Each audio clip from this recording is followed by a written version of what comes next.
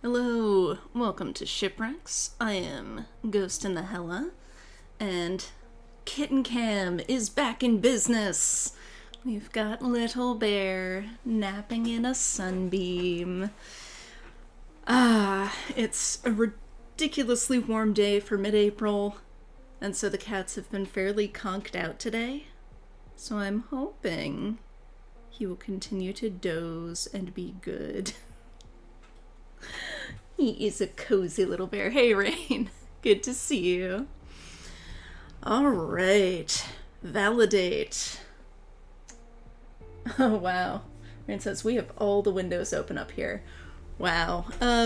I had some windows open last night and, this morning, and then by noon it was just, way too hot.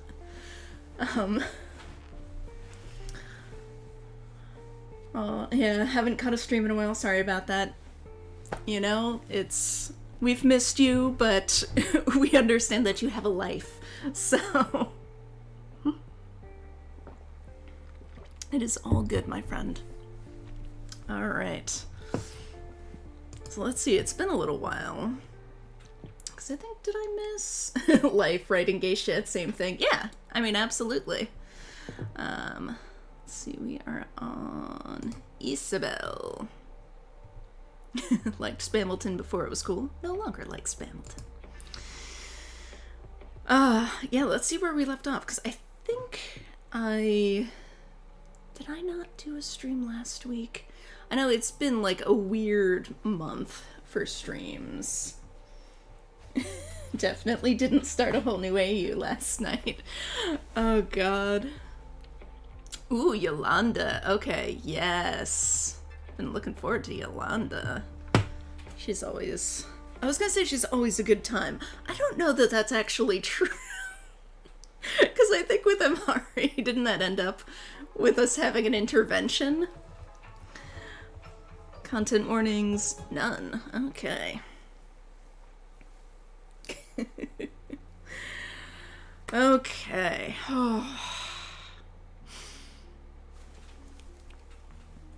Always an entertaining time. Yeah, always at least an interesting time. And, Yolanda herself is lovely. I feel like she's never actually the problem. You know?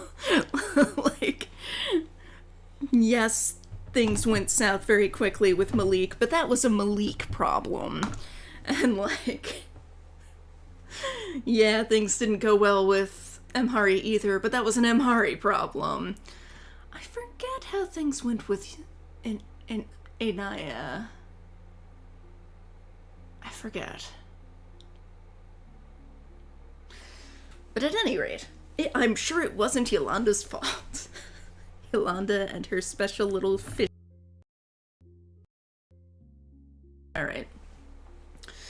So, with Isabelle, let's see, where did we leave off? We had our date with Rocky, which, wow, did not go well. Rocky was a massive dick and, a terrible teacher. We were all nice and, let him cut in on our class, and he just, really upset our students. So that was fucked up. So let's see, I'm sure Yolanda will do better, but will Isa? Student productions are your heart. Oh, for fuck's sakes, come on. I did not select that. Fucking hell. Okay.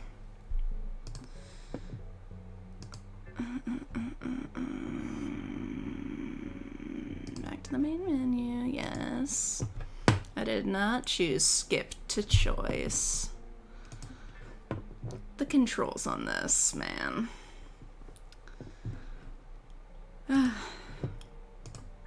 Let's try this again.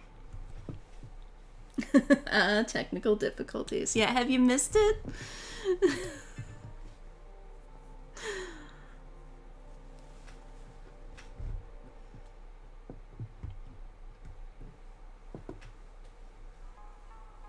If every poem was a theater production. Okay. It's not my problem, they're V's problem. Except V isn't here today. So it's all my problem today. I'm the one who's gonna have to deal with any and all technical difficulties. Alright. Student productions are your heart. Your students are all nerves, but you're beaming. Glowing like a pregnant soon-to-be mother in the face of her grandmother, not approving of her future marriage, but having the internal wherewithal not to care. Wow, that is exceptionally specific, Issa. I feel like there's a story there. The horror. Your heart is an anxious mess that doesn't know what it's doing. Yeah, that's what I'm getting. 7 groups of about 4 of your students are performing scene studies directed by the leader of each group. Each of the studies are written by one of the group members, and you could not be more excited. Your excitement is off-putting to some of the kids, but they're getting used to you by now. The horror of having an adult be proud of you. Hey, Gamer Gaia. Howdy. You, Isabelle Morrigan, are a proud mother duck watching her ducklings waddle into the water on their own for the first time, and you could not be prouder. It brings tears to your eyes. You put a finger to your mouth as the lights begin to dim. This only serves to quiet yourself, of course. Did you already mention that you couldn't be prouder of these kids? Oh god, she does look so excited.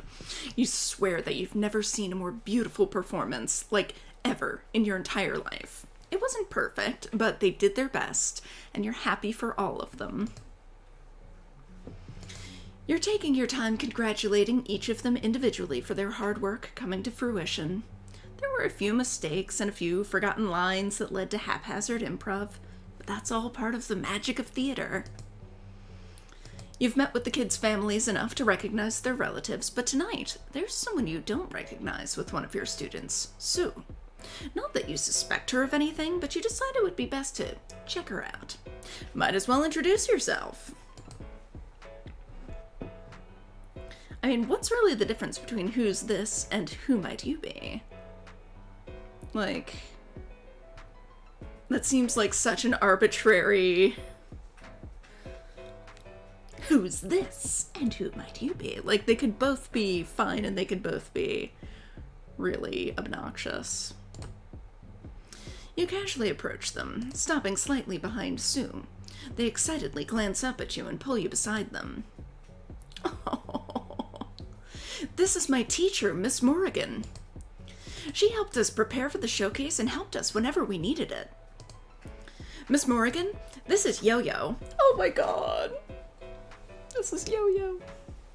Orain says, I think the second is more intrigued while the first is, who the fuck are you? Yeah, that is true.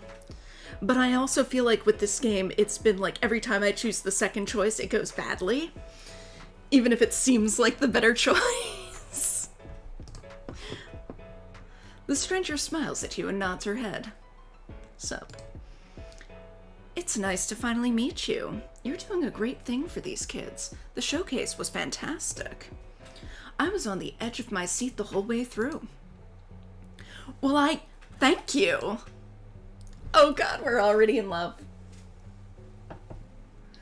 I feel like a disability option that'll display tone to go with the option. Yeah, that would be fantastic. Like, have something that'll tell you, like a little icon or something that'll show you, like, this is what you say if you want to, like, sound intrigued. This is what you say when you, like,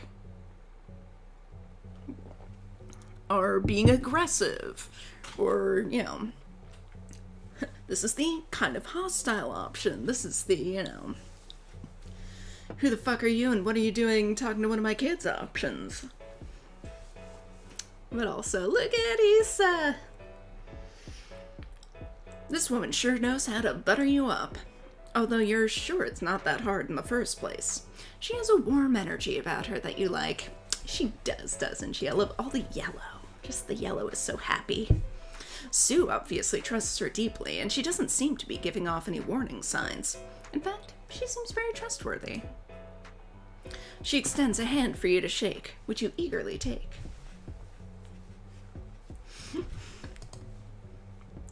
My name is Yolanda, actually, but Yo-Yo has become a nickname of mine. Well, most people call me Issa. It's wonderful to meet you. Yo-Yo runs the hair salon that I read my poetry at. I invited her to the show to give her a taste of the theater. That's good! I hope it was to your satisfaction. It was. It was great. You must be so proud of these kids. I know I'm proud of Sue. You are. You are so proud of them. If you didn't have the social etiquette that you do, then you would have gripped Yolanda in a massive hug. It's like she's reading your mind to tell you exactly what you want to hear. Yeah, they're all so amazing. Sue turns their head between the two of you. Very theatrically. You know, Yo-Yo lets us read poetry at her salons on Sundays. And I'd really appreciate it if you could come and see me read my latest piece, Miss Morrigan. Ooh, you think Sue's playing matchmaker here? Or just being adorable? They give you the cutest little puppy dog eyes. Is that even a question? Of course you will go. I would love to go. That's a non-question. It's an invitation. Sue grins up at you, but their attention is cut short once they catch sight of their mom. She hadn't been able to make it to the beginning of the showcase, but she snuck her way in about halfway through to see as much of it as she could. What a hard-working woman. Sue crosses the theater, making their way straight to their beaming mother and leaving you alone with Yolanda. You run the hair salon? You're a hairstylist? I actually own that salon. It was always my dream. Sue is adorable. Yeah. Both. I think it's both. Yeah. Yeah, being cute and playing matchmaker. Ah, there it is. The dream talk. Really, you know there's nothing wrong with having dreams. Hell, achieving your dreams is supposed to be everyone's goal. But lately it just rubs you the wrong way. No. Reminds you of your perceived failures? That's it. You should be happy for her, and you are. You're glad someone was able to reach their goal, even if... She's looking at you. How long have you been quiet? That's so great! I'm really happy for you. You alright? Me? Yeah. Yeah, of course. Me? I'm fine. You wave your hand at her dismissively with a sharp laugh. A single glance over is enough to tell that she isn't convinced. She's skeptical. Tell her what's on your mind or reassure her that nothing's wrong. I feel like Yolanda values honesty. Right? Like... God, she's a disaster. I love her. Yeah.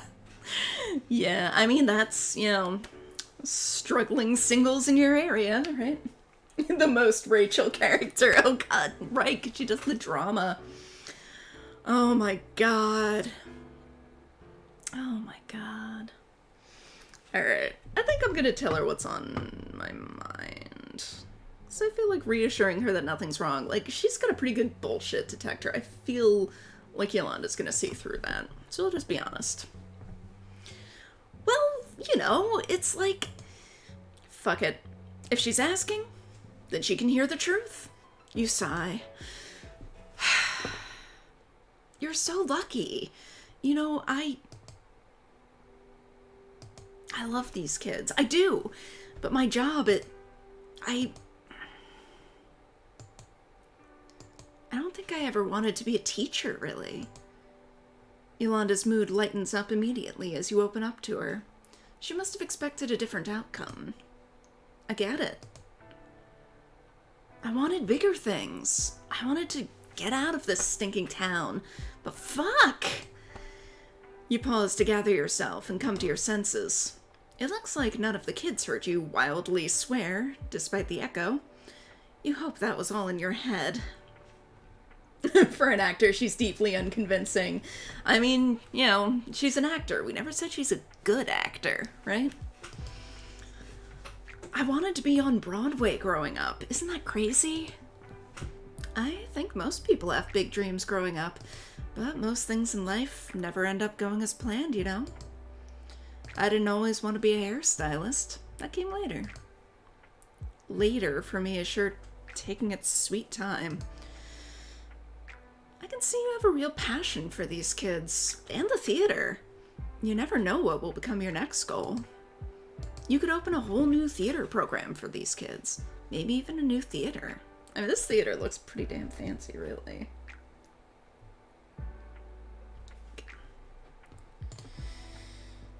Life doesn't just stop because one, maybe two, or even a few things don't pan out. Sometimes you just have to keep going even if it doesn't. On a surface level, you've always known that. You've even heard it 1,000,000 times, although often directed at others. Sometimes even from you to others. But the point had never really hit home until now. Being presented with alternatives can be a good thing sometimes. Overall, you decide that you can get used to having Yolanda around. She has a serene, calming energy. You notice that you haven't even tried to sing out yours. And nice eyes. A nice facial shape. Everything about her just screams, friend. Sure. Certainly, she lives up to her title. Everything about her screams, friend with benefits. Everything about her screams, girlfriend. You know, you're such a sweetheart. What are you, an old lady now? But the blush and the little heart. Why, thank you, Miss Morgan. You barely register yourself scooping up her hands and bringing them, and her in turn, closer to you. Even a puppy's over-eagerness doesn't have shit on the way you get excited. And that's A-okay in your book. Oh my god. Yeah, they're adorable. Look at the two of them just blushing at each other. Aww. Issa's just fine. Say, would you want to hang out, girlfriend? Like, maybe, I don't know, I'm free Wednesday? Also Thursday night? Ooh, what about after the poetry readings on Sunday? Or before? I can make time. Oh my god. Issa. Oh my god, you are like a puppy. Rain says, I ship it, I'm sold. And oh my god, she's coming on strong. She has no chill. Yeah, Issa has no fucking chill. Yolanda seems surprised by your enthusiasm. You hope it's a pleasant surprise that she feels towards you. When's the last time you, Isabelle Morgan, got the chance to hang out like this? You were a teenager. You desperately hope that the word on the edge of her tongue right now is a loud, thunderous yes. Issa has ADHD, you cannot change my mind. Yeah, I would not be surprised at all. Like, I know you weren't here for the beginning of Issa's storyline, Rain, but I think ADHD runs in her family, because, like, they are super, like, losing things and just a bit chaos.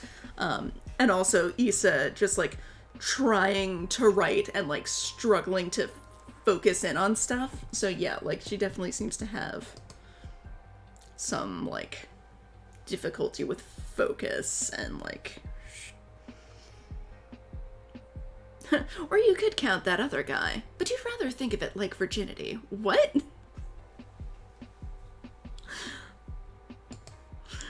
If you didn't get pregnant, your slate is wiped clean and it doesn't count.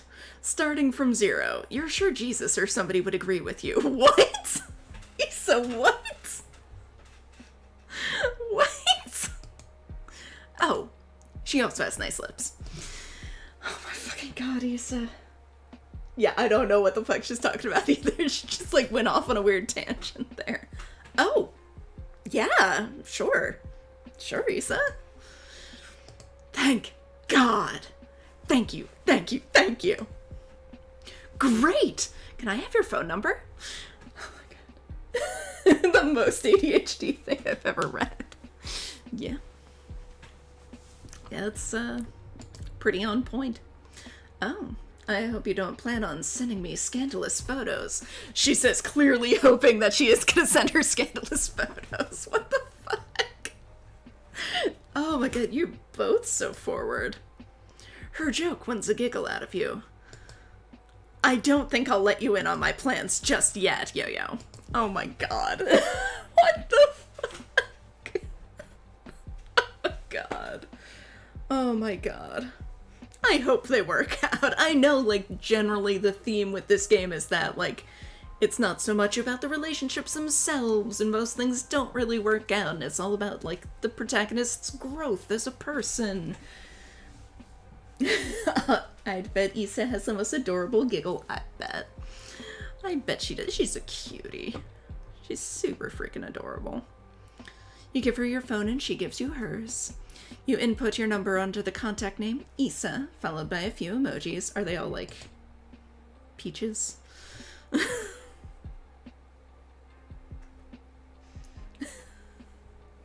Aw, Rain and Gaia have found each other. In Twitch. After you finish, you give her phone right back as she returns yours. You feel like you're totally in sync. This is great. She laughs at your joke, too. Nice, nice. The kids are starting to thin out, and you can see a few leaving with their families. When they notice you looking, they wave. Your glorious night is ending. It makes you sigh. And you realize that you've kept Yolanda here for way longer than you thought. You can't even find Sue to return her to. They must have left with their mother. Yolanda checks the time on her phone. Oh, it is getting late, isn't it? I shouldn't keep you any longer. Yeah, I think I'll start heading home. I will too. I should have known better than to wait around. I've got to catch a bus. Oh, do you need a ride? That's fine, really. I don't want to impose. No, I don't mind at all. My bus card is full, so really there's no need to trouble. Please, I'd love to give my friend a ride home. Aww. Is she smirking at you? You can't tell, but you're a little flustered regardless. You figure that there's no point in denying her any further. Not that you mean anything untoward by that statement. To be fair, Yolanda is very, very beautiful. There's something comforting about her that you can't quite put your finger on. It's as appealing as it is envy-inducing. They both look like they give amazing hugs. Like, just the cuddle game would be so on point. The expression on the fish hat, yes. Ah, the fish hat is amazing. Alright, you convinced me. Yo-Yo Issa's ADHD autism solidarity. Could well be. She looks triumphant. Lead the way, Captain Yo-Yo. Oh my fucking god, Issa. At least Yolanda seems to be into it. You got it. I think I parked pretty close to the exit. Writing poetry of your own has been an emotional roller coaster. No one told you to write a poem, you just felt like it. Okay, maybe you wanted to impress Yolanda. You have no idea if your poem will impress Yolanda. What if she thinks it's some kind of sick joke? What if she thinks you're poking fun at her interest to get back at her? Get back at her for what, dude? Like, getting back at her for what, exactly? Yeah, exactly. You sigh. It's a good, strong, hefty sigh to discourage overthinking. No one told you to pretend you know a thing about poetry, but at this point, if you don't show her, you've just wasted your own time. If she doesn't like it, maybe she can give you pointers. Yolanda, in my recollection, does not hold back. So this could go poorly. That's the spirit, Issa. Writing poetry is like writing a song. And then somewhere along the way you lose it. But but then you pick it right back up again. Poetry is just songs without music. Even a haiku or an iambic pentameter or whatever that is. In any case, you gather your things and head to the hair salon. You're careful not to forget your poem despite the number of times you considered leaving it. You aren't sure why you're so worried about it. Poetry is supposed to be about feelings, right? You shake your head to dispel your uncertain thoughts. Hopefully the bus won't be uncomfortably crowded or dirty.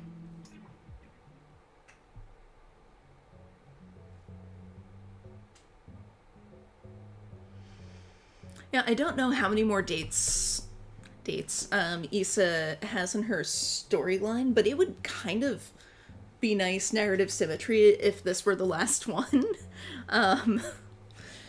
Just because I'm pretty sure, like, it's been a while now, but I'm pretty sure that Yolanda was the first date with Malik, who was the first protagonist.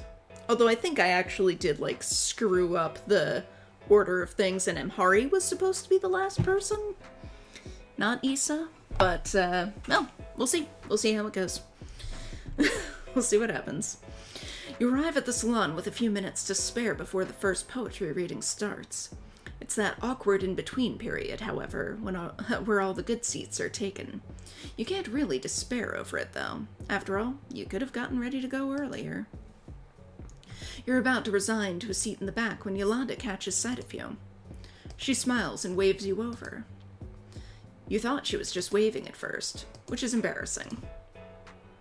Oh, hey! I saved you a seat. Oh my god. Yolanda's so good. Thank you. This is a really good seat. I'm so excited. Sue's somewhere in the middle. They're so talented. I love their work. I can't wait to hear what they have. Yolanda smiles at you. You follow her lead and fall to silence. A few more people filter in and take the shitty seats. Hopefully not literally. Oh my god, they're so into each other. They so are.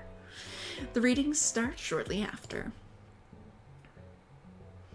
Before tonight, you'd never been to a poetry reading before. It is a surprisingly well-rounded learning experience, you think. Oh, there's Sue! Oh my fucking god, Sue's adorable. Oh my god. Too cute. It turns out poetry isn't just putting your feelings on paper. Poetry can be used to make metaphors, tell stories, and any number of other things. Some of the stories you heard tonight were fiction, and others were non-fiction, and basically everything you never knew poetry could be about. You paid special attention to Sue's poem. It was about a group of heroes who thought themselves very mundane, not good enough, heroes who didn't know the good they did for people. It was neat. You go, Sue. Yeah. Rocket, Sue. That's a fantastic outfit, too. Overall, you feel good. Poetry is just like songwriting. Maybe your poem isn't that bad. Miss Morrigan! You nearly jump out of your goddamn motherfucking skin. Sue! Hey, sweetheart! I'm so proud of you. Judging by the way Yolanda looks in the other direction, she totally noticed how Sue scared you. Damn. She seems to think it's pretty funny, too. Really? What did you think of my poem? It was good. I really liked it. I liked it. It was really good. Really? Yeah. Everyone was so good tonight. I'm glad I came out. I'm glad. We loved every second of it, kid. I'm happy you were able to share it with us. Thank you. Is your ma here too? I'd love to hear her thoughts. I did see her. I'll look around to see where she went. Sue leaves the two of you to search for their mom. To be honest, you hadn't seen her, but if Sue did, you won't doubt them. It just leaves you a little worried is all. Their mom is always so busy. Yolanda smiles fondly at them, and that's when it hits you. Now is the time. The perfect moment to show Yolanda your poem. You're nervous, but being the best poet out there isn't the point. Everybody knows that. You know that. Aww, Sue having the best night of their life right now. Yeah. Yeah. So, how you feeling? Huh? This was your first reading, right? Did you like it? Yeah, totally. You sound unbearably disingenuous right now. Did your voice just crack? I loved it. It was like mesmerizing. Much better. All of the pieces were so different and personal. You all right, Isa? Me? No, I thought it would be cool to write a poem too, but just to impress Yolanda, of course. You don't give half a fuck about poetry. If it's not going to be a song, it doesn't matter to you. Oh, did you want to present it? Fucking God, no I don't! No! God, no! I just wanted to show you. To show me what? Fucking poem. Ooh, okay. Show her the poem or keep the poem to yourself. Right to show her, show it to her. Do it. Okay. Show her the poem. You pull the folded paper from your bag and hand it over. Oh my God. That's so cute. Look at them. Oh, she's so nervous. Oh. Yo-Yo loves vulnerability. She really does seem to. She can be a harsh fucking critic. Oh, I love them dearly. Yeah, they're precious. Oh God. Oh fuck. This is a horrible mistake, isn't it? Are you sweating? Yes, she's clearly sweating. Yolanda is calmly reading your poem, completely unaware of your plight. Your palms are moist. Ugh, ew, you hate that word. You can't believe you just thought it. You wipe your palms on your pants. Back to your regularly scheduled anxiety. What if she doesn't like it? What if she thinks it's a mockery of the art? What if she... Oh, she's done. Your smile is so tense. This is great, Isa. You feel an invisible weight lifted from your shoulders. This is a great relief, and you aren't sure why.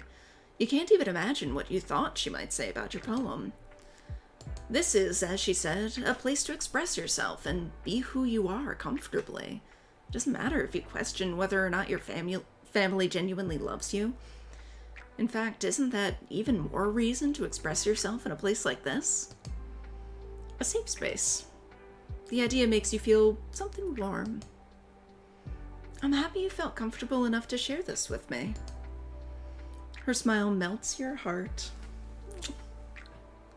She does have a beautiful smile. Look at that. Look at that. She's gorgeous.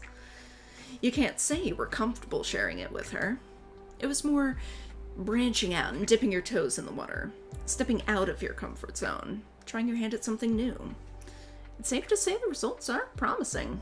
Very promising. Say, did you, Oh, there's Sue's mom. Oh, she does look like she's busy all the fucking time. The little Bluetooth earpiece thing. I found her. Sue shows up with their mom in tow. She was in the bathroom. Hey, hi! Hello, Miss Morgan. And Yo-Yo, too. Are you friends? Did I say that? Oh, Kitten Cam is covering her face. Okay, hang on.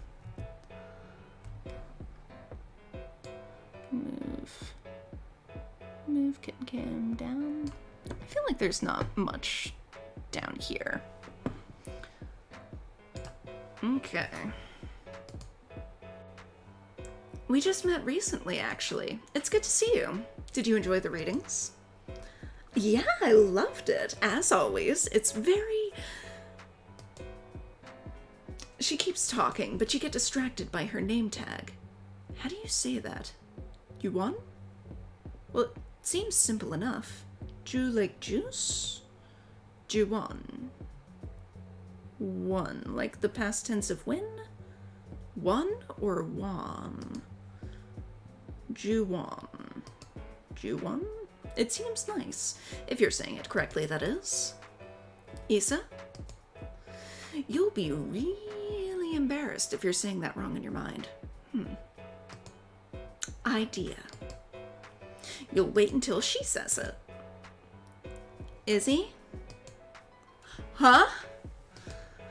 Oh, sorry about that. What were you asking? ADHD go brrr. Yep. The little Rubik's Cube. Yeah, that's cute. It's a nice detail. If you enjoyed the showcase too. Of course! I love Sue. They've got a really good head on their shoulders. Yes. Yes, they do. Sue looks up at their mom with a big smile, and you know that there's some context that you're missing. That's happened a lot tonight, but perhaps it's none of your business this time. Maybe you don't need to know everything, everywhere, all at once. God, I still need to see that. It was great to talk to you two. The pleasure is all mine. It's been great talking to you too. Mom, we should get going. You wave your farewells at Sue and their mom, as Sue and their mom head out. You're next to Yolanda, so close that your hand is grazing hers. Totally hetero things. You're noticing this just now. Is your throat dry?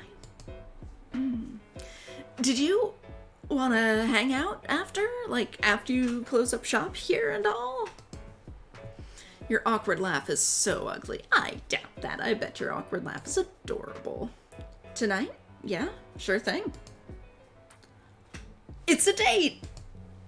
It takes a bit for the salon to clear out. Okay, so no reflection on the it's a date.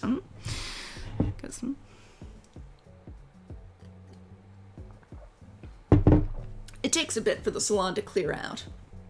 Once the crowd dwindles to nothing, oh my god, he stretched his beans. What a good boy. You help her clean up the floors and pick up the trash. Locking up is a relief. So what kind of trouble do you think we can get up to? You laugh. Oh, I don't know. We could go out to dinner. We could see a movie, go to a club. Oh, we can go to the jazz club. The Vibe? Quite a name. Yeah, I've been a few times. It's good. Is it? Mm-hmm. Yolanda offers her hand to you, and you excitedly take it. Very gaily. Speaking of...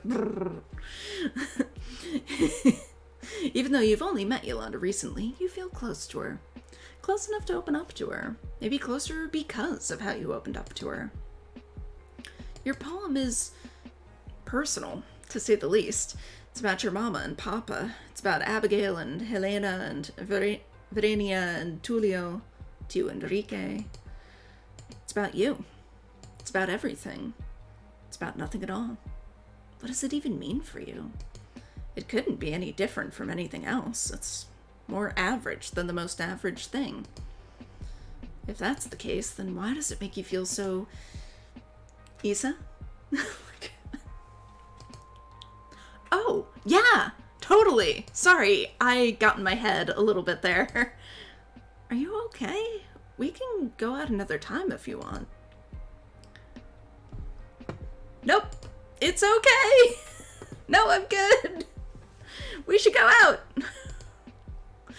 You're the one who practically begged Yolanda to come out here. And by God, you are going to show her a good time. It would be pathetic of you to ditch her over some lame feelings. Oh no, did I choose the wrong choice? I probably shouldn't have chosen so quickly. You cannot possibly disappoint this woman immediately after inviting her out and showing her your shitty poem. Alright. Yeah. Oh god, you're not convincing at all. She doesn't believe you. No one would believe you. What kind of actress can't even get one person to believe her? You feel so bad. You really do want to hang out. Yolanda makes her best thinking face. That is a pretty good thinking face, a little.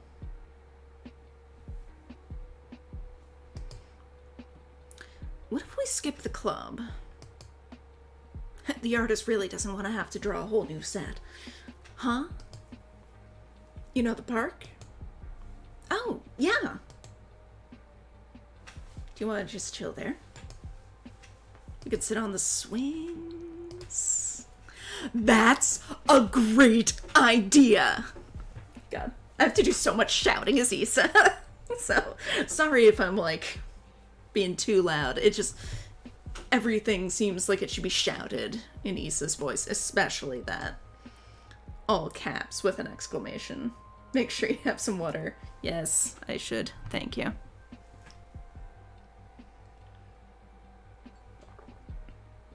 Despite the color, it is water. It's just got a little flavor in it. Issa is absolutely ADHD hyperactive. Yeah. Yolanda laughs. Well, your goofy nature is good for one thing, at least. You can make a pretty girl laugh. A beautiful, gorgeous girl who... Ah, shit. You're embarrassing yourself without even saying anything now.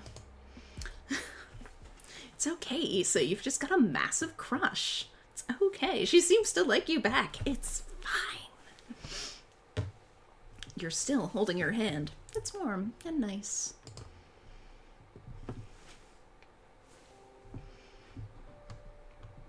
You sit on the swing beside Yolanda and start with light momentum. She's down so bad for her. Yeah. Your dad was the one to teach you to swing when he had the time. When's the last time he had time? When's the last time either of your parents had any time? Probably sometime before Helena was born.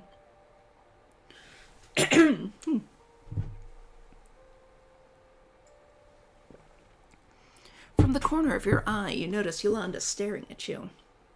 She has a soft smile on her face that doesn't carry an ounce of tension. Just sympathy, kindness, patience, understanding. Are you gonna cry? Issa, listen. Have you ever thought of trying therapy? You laugh. It's awkward and sharp. Shit. No. Well, yes, but it's not bad, Issa. It's not bad at all.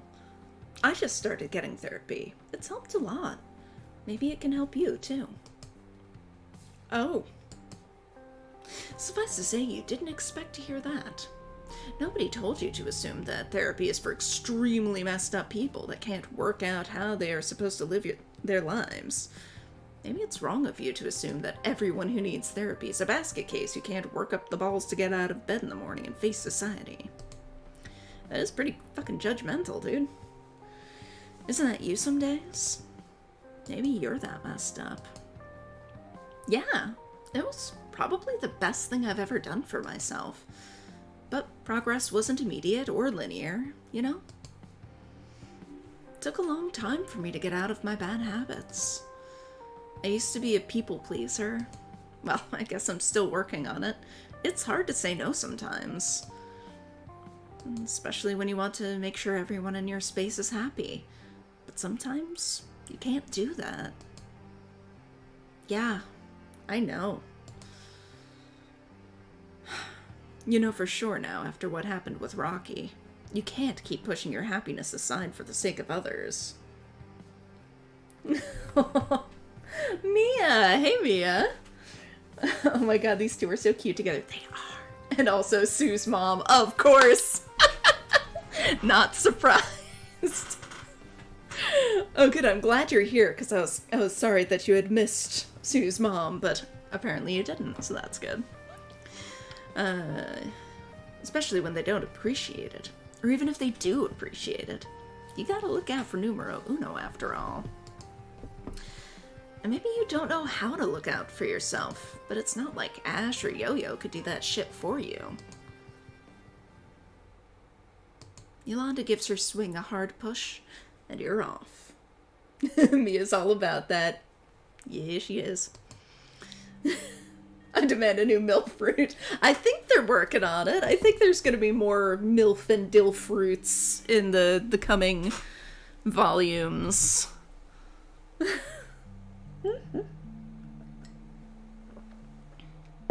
Since clearly there is demand for it. That can be their next thing, right? Just totally dating MILFs. MILF dating sim. The rest is up to you, you guess. You've never thought of yourself as someone who needs therapy.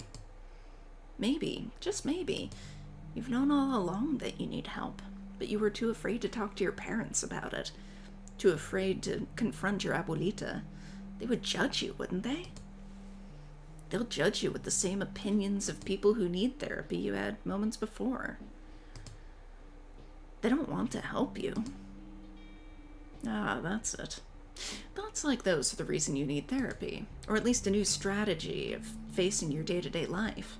Getting down on yourself is way too easy. Logically, you know that it doesn't matter what they think, and you'll have to cling to that thought. It's your money that's going into it anyway. Who cares? You can't let your family control everything you do anymore. Maybe they'll look at you differently forever afterward, knowing you had to have therapy to work out your issues. You guess you'll find out. Oh. It's precious.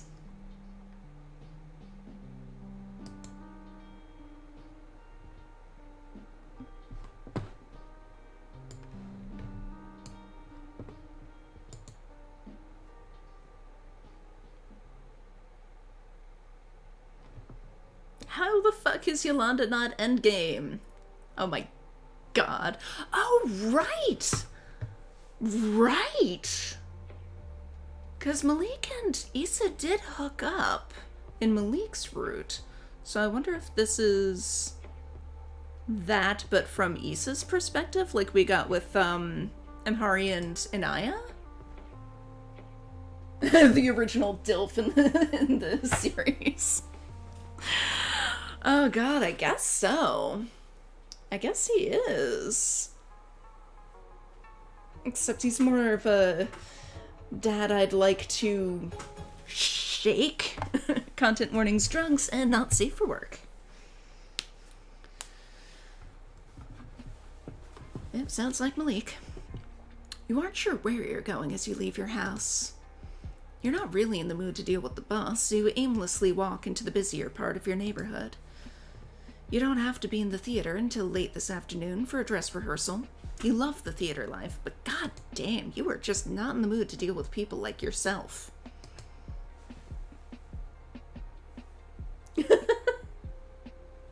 Dad, I'd love to just talk to. I just want to talk. Or like you used to be. People who refuse to grow out of their theater phase of high school. You, Isabelle Morrigan, are 27 years old, and the rumble in your tummy suddenly reminds you of Abuelita's abandoned breakfast at home. You should probably get something to eat before you make the walk to the theater. Why on earth would you abandon Abuelita's breakfast? Because she seems like a really good cook. Like, just from what we saw of her previously. Seems like she knows what she's doing. Or maybe you'll see a friend on the way. Your mind is cluttered. You're unsure where to focus your attention. For once in your life, you feel yourself being unsure of, well, yourself. Unsure of what you're doing. Unsure of where your life is heading. Have you gotten into that therapy yet, Issa? Because you seem like you could use it right about now. You don't even realize you're standing in the middle of the sidewalk, spaced out as you run through whatever thoughts are in your head. You snap back to reality when you hear the clearing of a throat behind you and begin to walk towards somewhere. You're not sure where that somewhere is. Yes, says Malik, if you hurt Issa, I swear to God. If I'm remembering correctly, I think Issa kind of, like, I think Malik was really into Issa, and Issa was kind of like, meh. So, if this is just a, retelling from her perspective, I don't think he does hurt her. So, fingers crossed. Do you need a drink? Some food? Both? Can you get both at 11 a.m.? In a city as big as this, probably.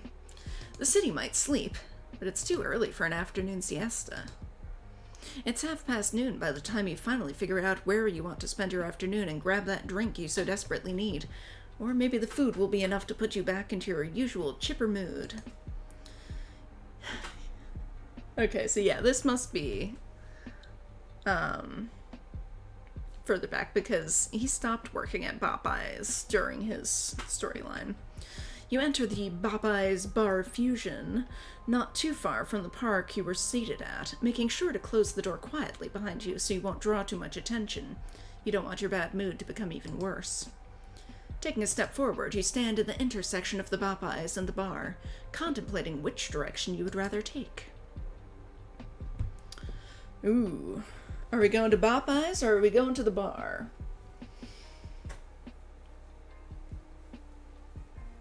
I'm assuming Malik is at the Popeyes.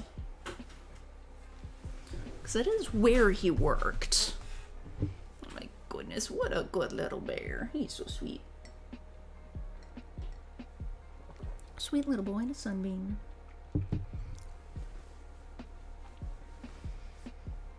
I don't think I even realized there was a bar attached to the Popeyes in Malik's route.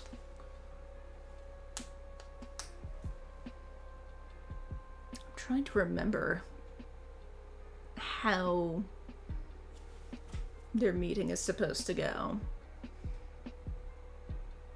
I'm assuming Popeyes is how we encounter Malik. Mia votes for Popeyes. Cool. Cool. Yeah, let's go with the Popeyes. It does seem a bit early to be drinking. I don't even know if the bar would be open at 11 in the morning. You decide you need food in you more than you need a drink. The growl of your stomach is nearly loud enough for people in passing to hear, and that's embarrassing.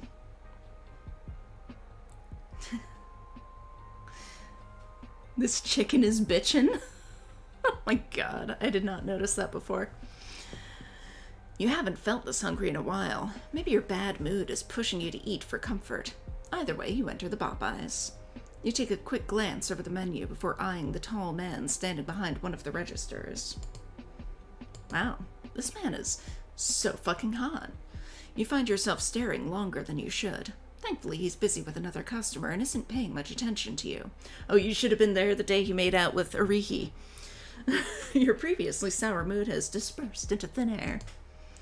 As you approach his register, you can feel the repressed theater nerd in you rising up full force. Rachel Core.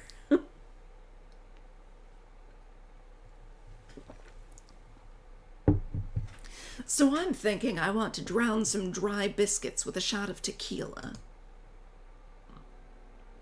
Nice to know you don't drink much. Yeah, not much of a drinker. I dabble more in the cool drug scene. Nothing crazy, just the shit growing from the earth. So what can I get for you? It's Tuesday, we've got a special. 2 wings, fries, and a biscuit for $3. $3? Damn, that's a steal! At theater camp, they gave the counselors a discount, but I'm really over those dry sandwiches. I bet they got y'all with those dry-ass turkey and ham sandwiches with expired mayo and mustard. You make a face of disgust. At least you're not alone with this shitty camp food experience. I knew the mustard was expired! Mustard isn't supposed to be spicy! Dijon mustard is spicy. Really? I can't really handle spicy food. My abuela makes fun of me for it all the time. Abuela? Eres Latina? Oh, I don't speak much Spanish. I mean, I do, but my Spanish is pretty ugly, so I try not to speak too much of it. Every time I do, people always have something to say. You've always been embarrassed by the fact that you can't speak it that well, mostly because you were the only one in your family who doesn't. But, to be fair, it's not your fault that your parents didn't teach you how to speak it until you were 18. They even made you take French classes until you were in college.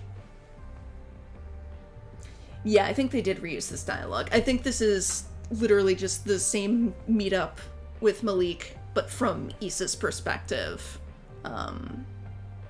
Which they did also with Emhari and Inaya. So in Inaya's route, we had a hookup with Emhari, and then when we were doing Emhari's route, we saw that same hookup from Emhari's perspective. So yes, it is the same dialogue because it's the same meeting. It's just got different narration, I guess. There isn't any judgment here. I hardly speak English. That's reassuring. At least he's not judging you like most people do. You assume he's not a Spanish speaker. Even they judge you for not knowing how to speak your native tongue, which doesn't really make sense to you. They can't speak it either, so really, they have no room to judge. He points to his name tag, and you notice he's the only person wearing one. Maybe he's important around here? Name's Malik, the manager of this 3-star establishment. One of his co-workers snorts, walking toward the back in an attempt to hide it. Malik doesn't pay much attention. Instead, he leans forward, resting his elbow on the table and propping his chin up on his hand. You find yourself laughing as well. To your surprise, it's your normal laugh. The laugh you've been told fills up a room and causes other people to tune in. Or, you know, at least get a couple frowns to turn upside down. Isabelle, but everyone calls me Isa, and I'm the greatest singer on the East Coast. The high note shifts your glasses ever so slightly, and you push them back up the bridge of your nose. You didn't mean to tilt your head back that far. Singing? So, like, you do musicals and shit? Your face lights up like a tree at Christmas, or like a tree in a Christmas card, sorry. It's rare for random strangers to ask you about your musical talents. People typically laugh, or in worst cases, give you an eye roll.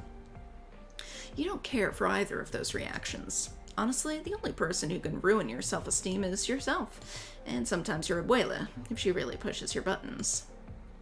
Yeah! Musicals! I do musicals! I run theater camps and perform on the weekends at the theater nearby. Goddamn. Bellicalisus? Bellicalisus? Sure. The one with the giant bird statue in front? Yeah, that one. I can't believe you know the name. Most people just call it the Bird Place. Oh yeah, I performed there a couple times. Ooh, yeah, let's not assume he's a rapper. Like, we know he is, but that seems like a big assumption to make. You're a performer too? Oh, what kind of things do you perform? I rap in my spare time. Well, I guess main time. My career's really taking off.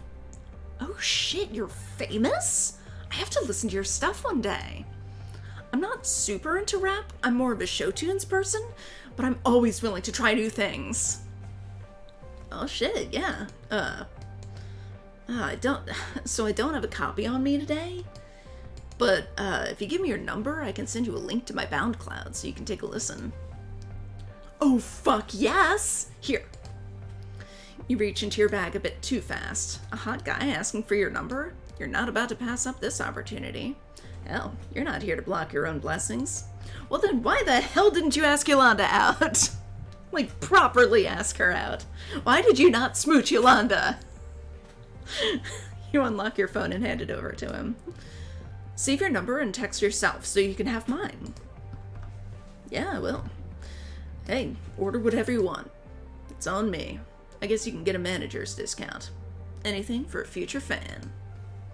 Really? Anything for a pretty lady like you. God, Malik. Ay. You scan the menu before deciding on getting one of their new sandwiches. It doesn't look terrible. It's something light for the road, at least.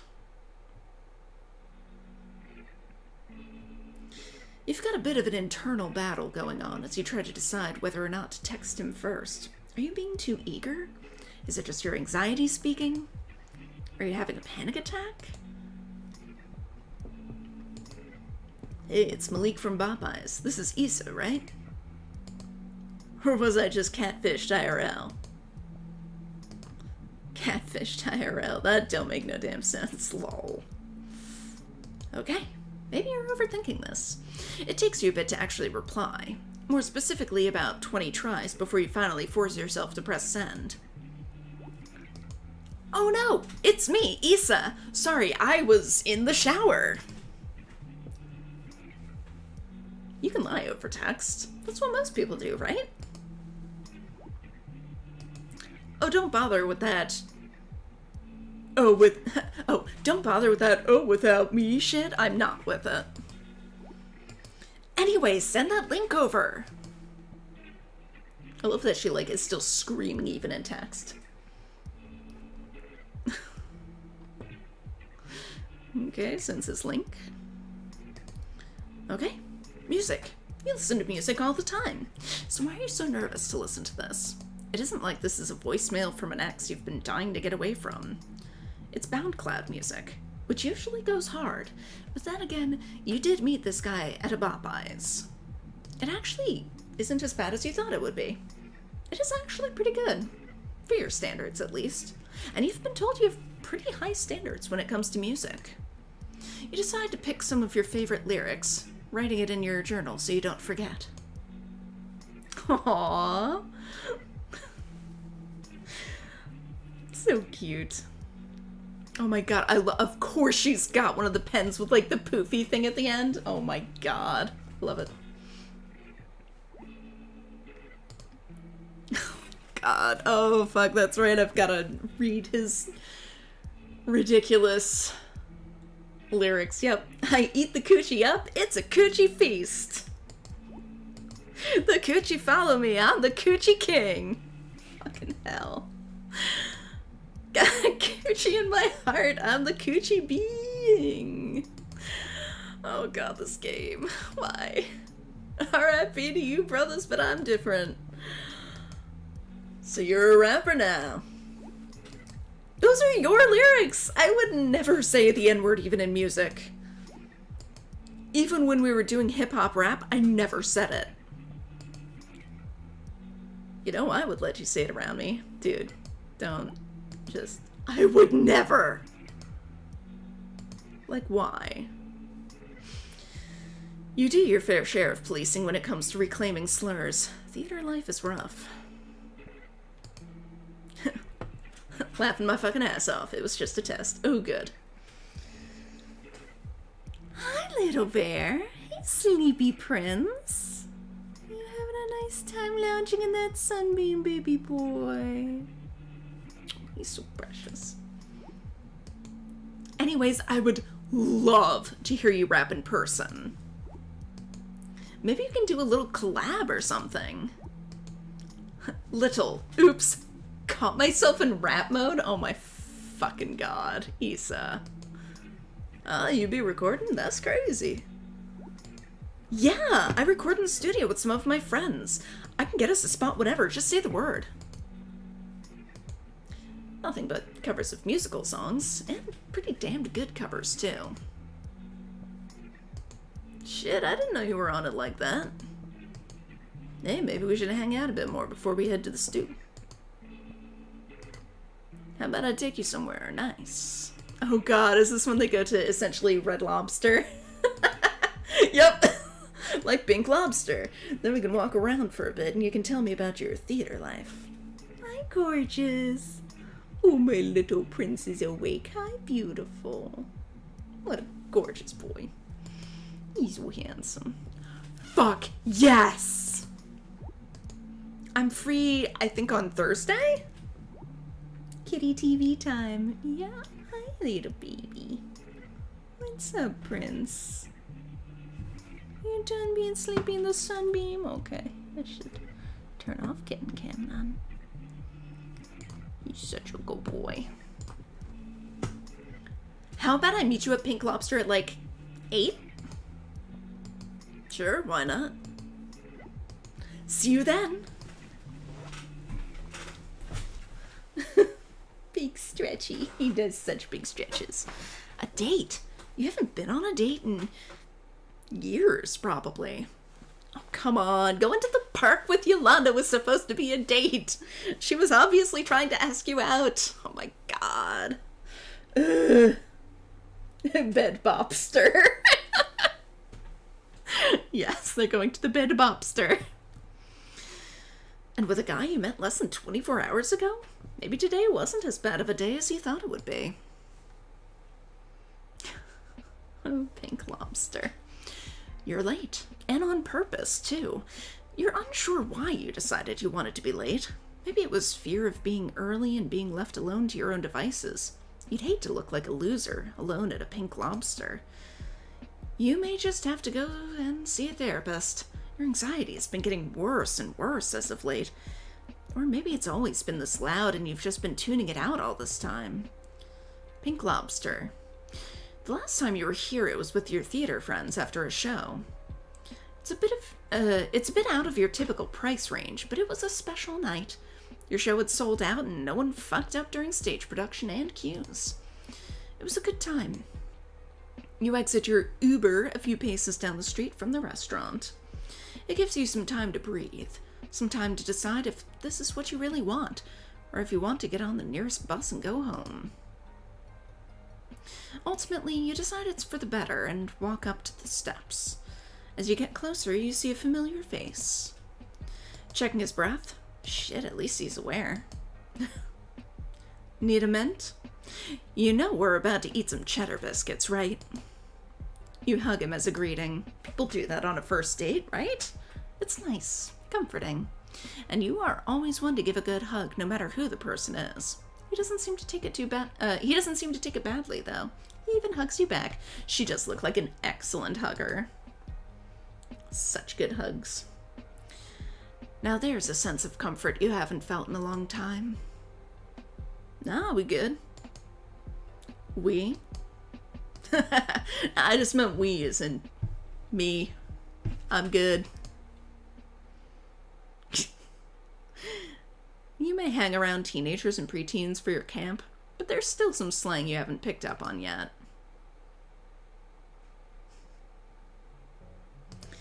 Never been here before? No, I really don't eat much American seafood. Then why the fuck did you suggest Pink Lobster? My dad didn't really let us when we were younger, and I never grew out of it. Oh shit! Okay, so I can help you. My friends and I come here all the time after shows. Despite only being here a few times, you've memorized the menu pretty well. It's a talent of yours. You don't even go out to eat that often, but menus have always fascinated you. It's kind of embarrassing, though, hence why you take a bit to pretend to look over the menu. So, how about the ultimate grab fest? We can share. It comes with like 4 sides, and we can just eat off each other's plates. Yeah, that sounds cool. Maybe you're being too eager. Or maybe he is just as confused as you were, as you once were when you lost your pink lobster virginity. Ugh, God, that sounds horrifying. You call over the waiter rather loudly, almost forgetting that you aren't in a theater. Then again, it is as dark as the places you typically perform in, with the only light coming from right above your table. God, it's so dark in here. It's almost like they don't want you to see what they're feeding you. What is up with restaurants with dark lighting? They could put a rat in your food and you wouldn't even notice. Enjoying some good pasta and then it's like, oh shit, it's a rat! That would be a great ad-lib for one of your songs. Maybe not the rat part, but the oh shit could work wonders. How do you choose your beats anyway? Actually, when did you start rapping? You pause, squinting at him from behind your glasses. You just made a joke and he isn't laughing? How rude. But with further inspection, you realize he isn't paying attention. Maybe he's spaced out? You wave your hand in front of his face. Hello? Earth to Malik? Oh, shit. Sorry, I was just too lost in your eyes. You're so beautiful, queen. You nearly blurt out, gross, but you have a lot more self-control than usual. Maybe it's because he's a stranger and you don't really want to fuck up so early in your friendship. I was asking about your rap life. When did you start, doing it? It was back in high school. Me and my friends would just cut class to go to this guy's house down the street. He was some retired DJ, but always played beats loud enough to be heard from the classrooms. Malik is such a dumbass. Yeah. Oh, Malik. Dope guy. He smoked us out sometimes. We'd stay there for hours, freestyling and shit. You cut class too? God, I hated high school. You didn't hate high school. You loved it, actually. Wait, did you peak in high school? Is that why your life is so whack now? And we all. Why'd you skip school? Well, I don't know if you would count it as skipping school. We were still technically in the school, just not in class. So you were a fake rebel, huh? God, Malik. No, I was bad as hell. We were just in the theater room all the time. Practicing for plays outside of school, watching musicals, theater stuff. I don't, if we're being real. Tell me about the theater life. Did I peak in high school? Peak Rachel moments. God. Rachel didn't even get the chance to peak in high school. And I guess she did. She peaked in high school and then, died before she graduated, but... So theater life was just, it was so awesome, or you don't know about theater life? Well, that seems kind of judgmental. I'm just gonna... Rule 1 of theater life, do not sit on the couch. Oh, hello, little prince. Are you back for more kitten cam? But in a slightly different location? Let me see if I can get you on there, pretty boy. My pretty bear. Mr. Pretty Bear. Oh, he's so handsome. What a good boy. Alright. So, theater life was just, it was so awesome. God, okay, never mind. I loved high school, actually. I got to do what I loved and didn't have to worry about paying bills. I was a choir director for the musicals, but I starred in a lot of them. Typically had the main role, but sometimes I gave it to someone else. There aren't that many humble people in theater. God, he said. Everyone is like, me. And they don't really realize that for theater to work, people have to, collaborate. Unlike rap, it's kind of just a solo thing, right? I mean, it can be. I've done some collabs with my friends, and that was cool or whatever. But sometimes it's a relationship between the producer and the rapper. I make my own beats nowadays. I tried to make music once. Didn't go all that well. Yeah, I get it. I do more of the behind-the-scenes shit. I write all my raps. No influence from anyone. Well, I guess the women I interact with are my muse. Oh my fucking god, Malik. He tries too hard. You're a good-looking guy, Malik. You don't have to try that hard. Oh, so does that mean I'll be in one of your songs? We'll see. I was serious about that collab. I would love for you to be in one of my shows. I don't do free gigs. There better be moolah attached. I mean, maybe. Or I could pay you in something better. Sex already? Are you really that desperate for affection or some touch that isn't platonic? Dude, you absolutely could have hooked up with Yolanda. Why the fuck didn't you? Platonic sex isn't a thing, right? I mean, I've heard it is. You can't bed me that easily. Huh? Oh, gross. No, I meant free tickets to our shows. I could give you a summer pass. You laugh. You haven't had a laugh that good in a long time. Shit, that sounds even better than some pussy. Oh my god, Malik. I mean... What the fuck? This man is already making you blush? Are you that easy, or has it really been that long since anyone paid any attention to you? Yolanda paid attention to you! Yolanda absolutely would have slept with you! Oh my god! Isa! Why do you not know when women are hitting on you? You hate how vulnerable he makes you feel, but, you know, maybe vulnerability isn't a bad thing. He allows himself to be vulnerable around you as well, which is a bit of a surprise considering you two just met not too long ago. Maybe he's in the same boat as you and just wants some attention too. You doubt it, though. This man is hot as hell. Even if he does work at Popeyes, you know he's getting some action. That doesn't stop you from resting your hand on top of his own, your nails slightly digging into the back of his fingers. Oh, and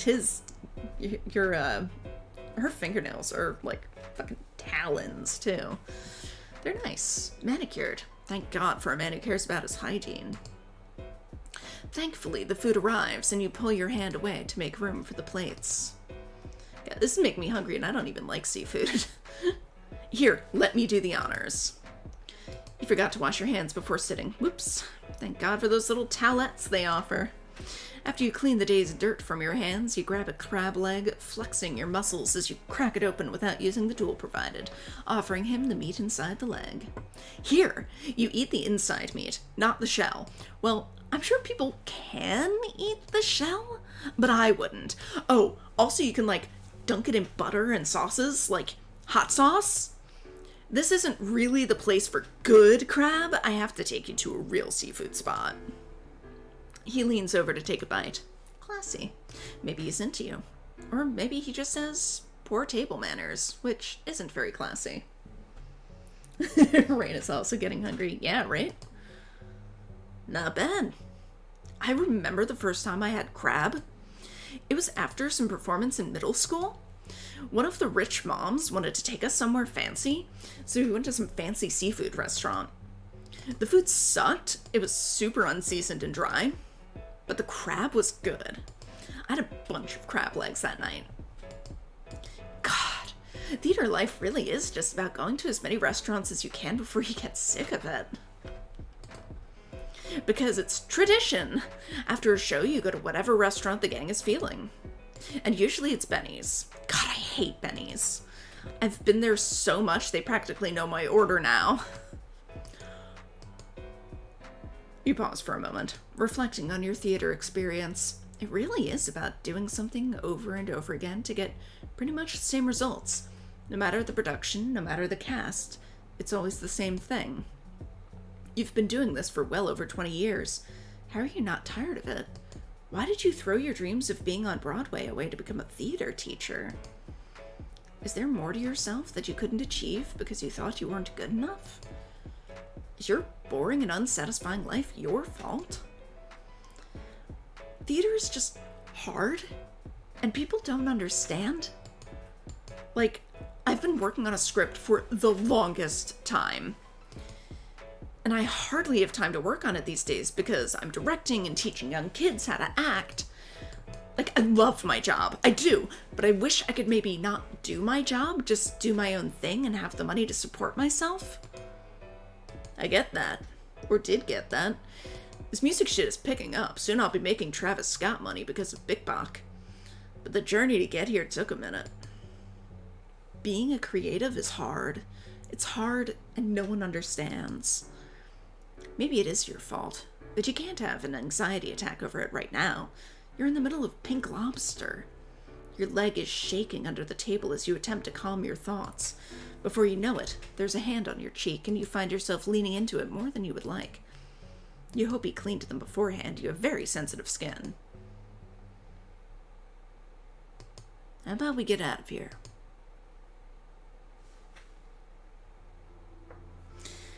You weren't expecting him to have a car. Does Popeyes pay enough for him to afford a car? Maybe he's making money off his BoundCloud music. Or maybe he has another job on the side. Hey, if he has money, you're not complaining.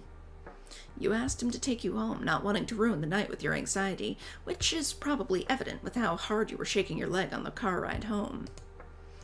Once you two approach your apartment building, though, it seems to disappear, or at least manifest into something else. Regret? No, that's not it. Sadness? Are you sad?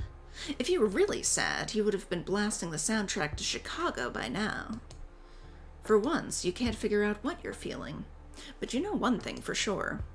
Overlaying the night sky, the glow from the slightly open windows shines down on the street below. It's nearing the end of spring, the air cool and light.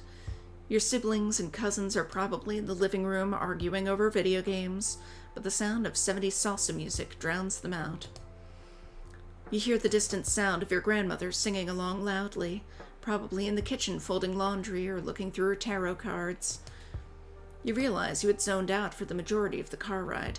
You snap back to reality, glancing over at him and realizing the sound of salsa music and your grandmother's singing can't be heard anymore. Could he hear it?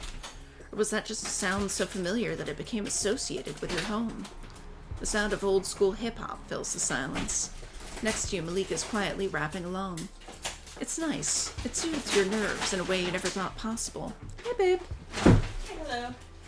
Just so you know, Kitten Cam is on and is trained at Little Bear. Hi, baby girl. Hi, kitten. Hey, baby bear. Isn't he sweet? How have you become so comfortable around him in so little time? Oh, can I ask a question? Is it a serious scene or is it just like a normal scene?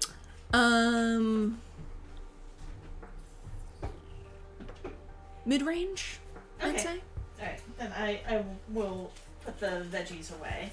Okay, yeah, that's fine. I didn't want to ruin the mood with... That's fine. There's going to be a sex scene soon, but that's fine. Oh, well. I better hurry up. It's fine. It gives it a little levity. Stand behind you with Oh, you look so suggestive cute in looking that. vegetables. I mean, you can if you want to. You look very cute in that outfit. Yeah, all good. Yeah, you look nice. So, here we are. Yeah, here we are.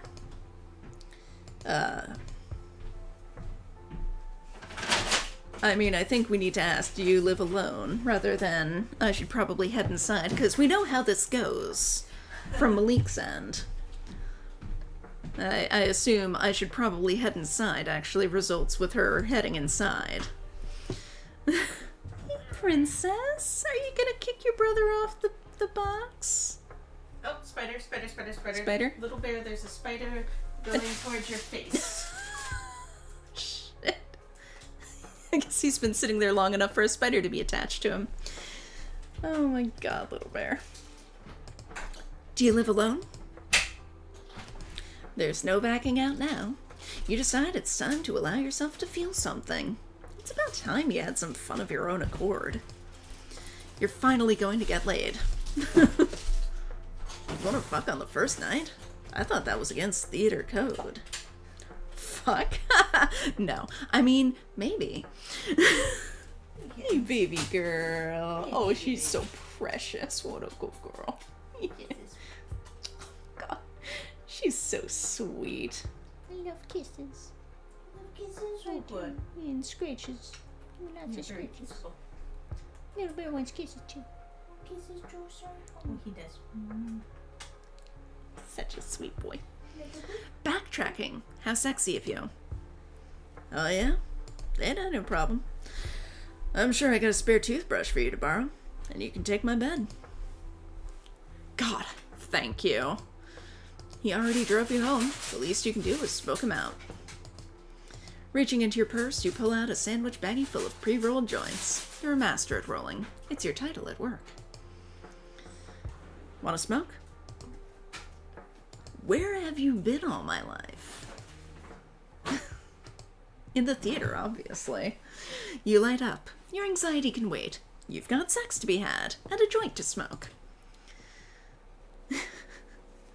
You lose track of time as he pulls up to his apartment, leaning back with your eyes closed as you hold the lit joint out the window. He parks, and you glance up to see where he's taken you. Not too far from where you live, thankfully, just in case shit hits the fan and you need to Uber home. It's like a $7 Uber, not too bad. princess. Oh, what a sweet baby girl she is. Is she on kitten cam? Yeah, she's mostly on kitten cam. That's good. You don't even notice him on your side of the door until he opens it, bending down to let you climb onto his back. God. That is quite an ambitious move, like risking throwing your back out, hauling another whole-ass adult human onto your back. Damn. He's either a romantic or he really wants to get laid. Your ride awaits. You don't have to do all that. I can walk. You're my queen of the evening. It's my duty to serve you. My fucking god, Malik. Cheesy and cute. You find yourself resting your glasses on your forehead so you won't poke him with them. As he adjusts his grip, you make sure to hold that joint nice and tight. His apartment is clean. Thank God. You've had your fair share of dirty apartments, and your room isn't exactly spotless. But he doesn't have to know that. I mean, it looks a little untidy, really. It's got like a cardboard box on his couch. That seems a little unusual if he hasn't just moved in. You're at his place right now. Oh, is it unusual to have an unpacked cardboard box? I mean, I didn't say it was unpacked. Oh, It's just kind of chilling there. But yes. Well, we don't have unpacked cardboard boxes on our couch. it's true. Yeah. Ours are all, stuck away in rooms. Isn't she the goddess girl? Oh, she's got such pretty little paws. Okay, do you want to cheese the my Maybe if this escalates more, you can find it in yourself to clean your room. So, welcome to Casa de... You pull him into a kiss. The joint is put out on an ashtray in the living room before you poke around for anything suspicious looking. You seem to be in the clear, and with that taken care of, you decide to finally stop overthinking and just let your movements speak for you. Gideon out. Oh, there is still a little bear in a sunbeam, though. Alright. Precious girl. And precious boy. Should I leave you on kitten cam, son?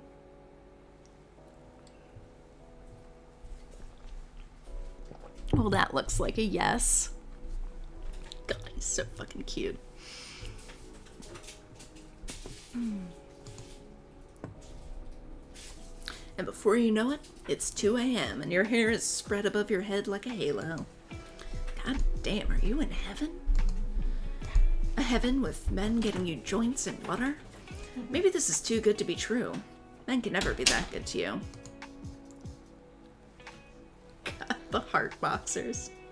I thought you were. Water or joints and butter? Water. Okay. Hydration. I thought you weren't trying to fuck.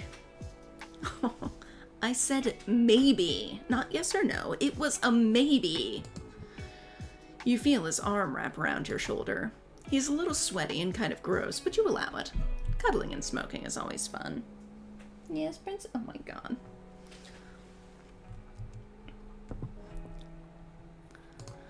Now that V is home, they're just following V around from room to room, basically.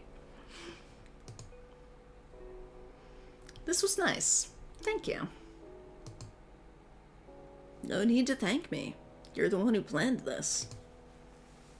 Yeah? I guess I should give myself all the credit.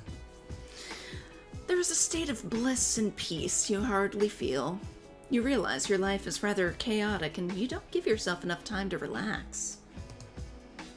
You take your last hit, handing the joint back to him and yawning. At ease, you close your eyes. For once, you feel at peace. Someone's enjoying themselves. Huh? Oh, yeah. I don't really get much peace at home. Little bit back in kitten cam range. Oh my goodness. What a day for kitten cam.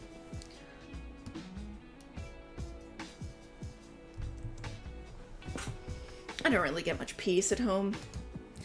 I still live with my family, 2 sisters, a brother, my abuela, and my parents. Sometimes my tio lives with us, but he's with his girlfriend right now. That usually doesn't last long, though. So you have a big family, too. Yeah, I love them, but I just need space to myself. I feel that. After I dropped out of college, it's just family. My mom was never proud of me, or at least she never showed it. I got 2 sisters and a brother, and she loves them more, it feels like. But I still want to buy her a house and a car, hopefully get her financially stable enough to leave my dad. Yeah, same. I want to get my family houses so they don't have to live with us when shit doesn't work out. Yeah. Shit doesn't work out all the time, it feels. You're both quiet for a while, allowing him to finish off the joint. There's a crash somewhere. You're not sure where. At first you think it's outside, but Malik isn't reacting to it. Maybe it's in your head because you feel yourself tense up. Your eyes snap open as you stare up at the ceiling. You can't do this. I know this was nice, and it is nice. Really nice. And I enjoy spending time with you, but... He cuts you off, and for once, you aren't angry about it. It's much needed, and it helps you gather your thoughts. With the several anxiety attacks you nearly had this evening, you realize that you just can't. You literally can't do this. You can't fall for this man. You can't pursue any kind of relationship with him, or to continue to sleep with him, no matter how mind-blowing the sex was. Was it really mind-blowing? Or was it just something you needed? Something to take the edge off that no drink or joint could ever do? You have issues of your own to figure out. You have issues with your life, how you feel trapped in a never-ending dream. You have your own problems to sort out, like how you feel like a slave to your family. You're 28 years old and you can't even move out because of how much they rely on you. You feel like your life isn't your own. You feel like someone is controlling your every move, and whenever you start to think too hard about it, you panic. Anxiety fills your veins, replacing the blood that keeps you alive. Look, I like you, but I'm really not in a condition to pursue anything serious with you. It wouldn't be fair to do that to you if I can't commit to you 100%.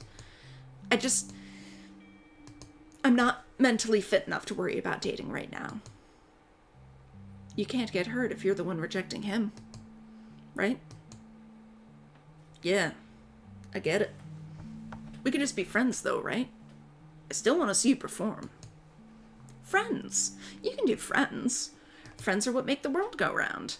Friendship is the only constant in your life that you feel like you can control. Or at least they keep you sane. Of course! Of course! Yeah! Friends. I can do that. I still want to take you to some more seafood places. Hell, maybe I can introduce you to my own friend group. That doesn't seem too exciting to him. Despite your tone, he even yawns. But then you realize it's around 3 a.m. and, oh god, his hand is in your hair and you find yourself melting against him. Your voice muffles as you bury your face in his chest. Falling asleep on me already? I've been up since like 7. Got me some slack, queen. He falls asleep before you do, and you don't sleep much that night. But for once, that doesn't bother you. At least you know you need some therapy.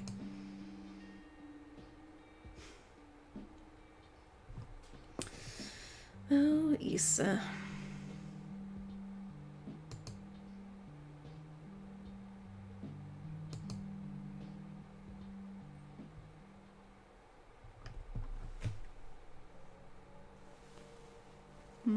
Anoki. See how this goes. What a little prince you are. Little bear. Oh, you are so handsome. What a handsome boy. What a handsome little bear. Gorgeous little guy. Rebecca. Written by Mickey. Content warnings. Drugs. Cool, cool, cool.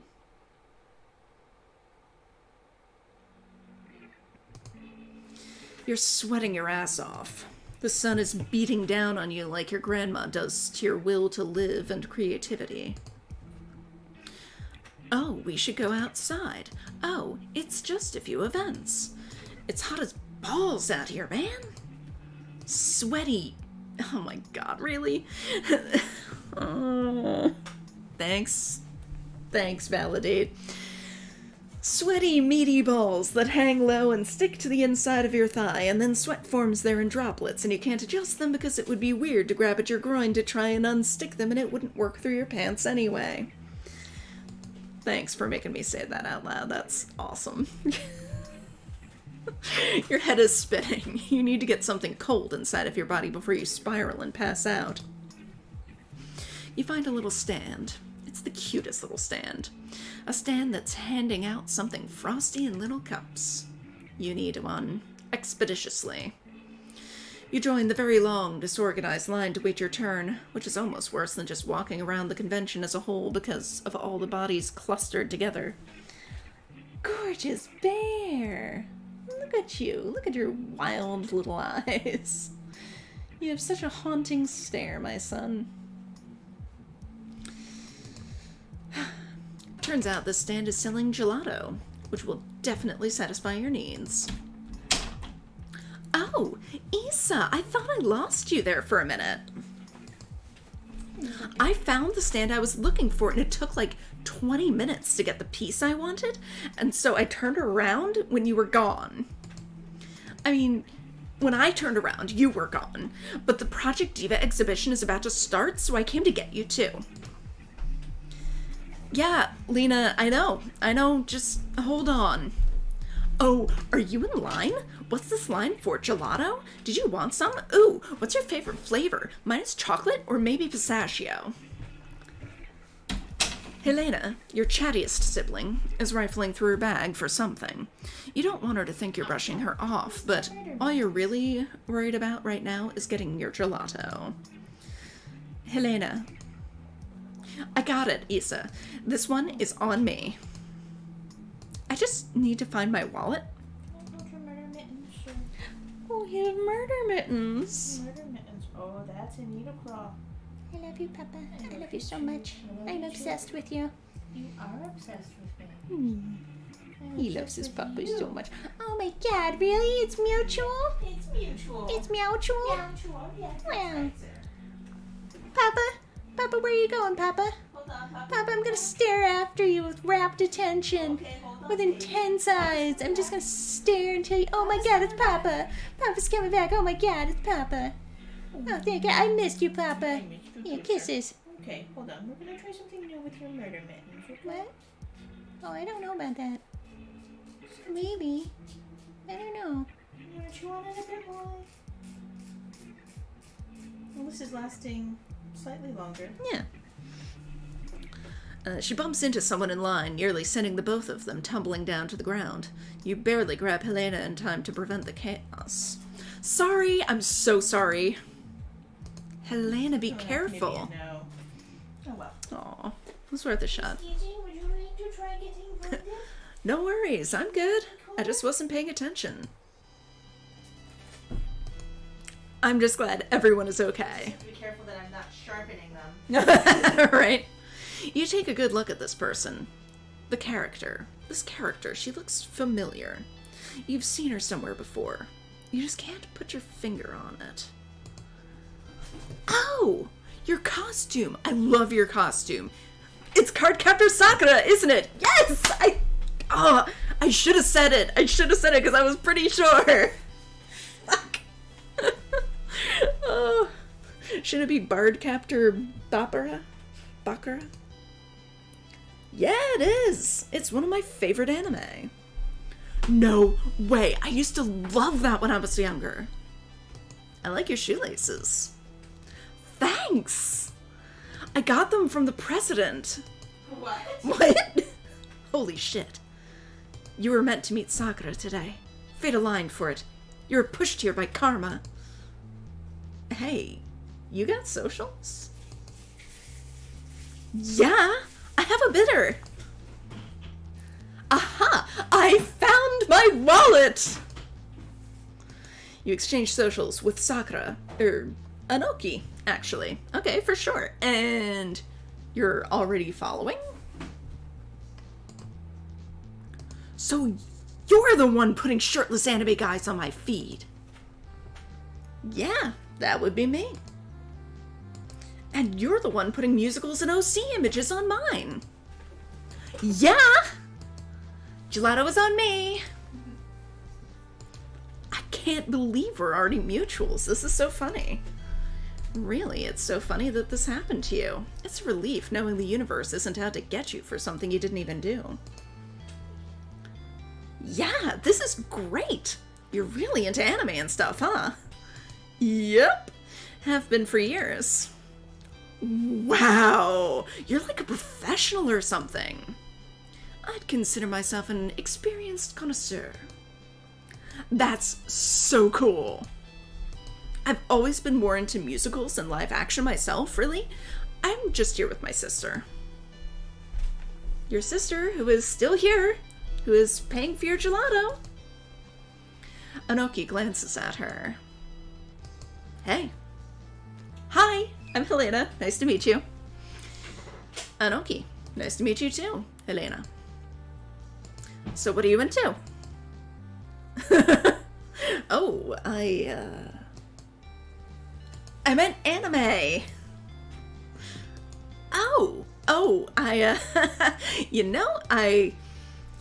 Well, Cardcaptor Sakura, obviously. And have you ever heard of Magical Girl Raising Project? It's another Magical Girl subversion anime, right? I've seen Madoka Magica. I watched that with my sister recently. Yeah, that was the one with the wide eyes, right? About the middle schoolers. Oh my god, that is half the animes in existence. Isa. Yeah! What can I get for you guys? Helena freezes. You know what that means. She's forgotten her order, or maybe never picked one in the first place because she was so focused on talking with Anoki. It's fine, though. It's not like you don't know Helena's favorite flavors. Hey, how are you? Good, thanks. Can we have 3 gelato cups, 1 pomegranate, 1 coconut lime, and what would you like, Anoki? Oh, I can get my own. It's not a big deal. No, I insist. All right. Can I get lychee? Is that how it's pronounced? Lychee? Lychee? It's been far too long since I've had it, apparently. Sure thing. Can we get you anything else? That'll be all. That'll be all, thank you. You reach for your wallet. I got it. Lena, it's fine. She slams her money on the counter before you can object further. Take my money. I said I was gonna pay it, so I'm going to pay it. All right.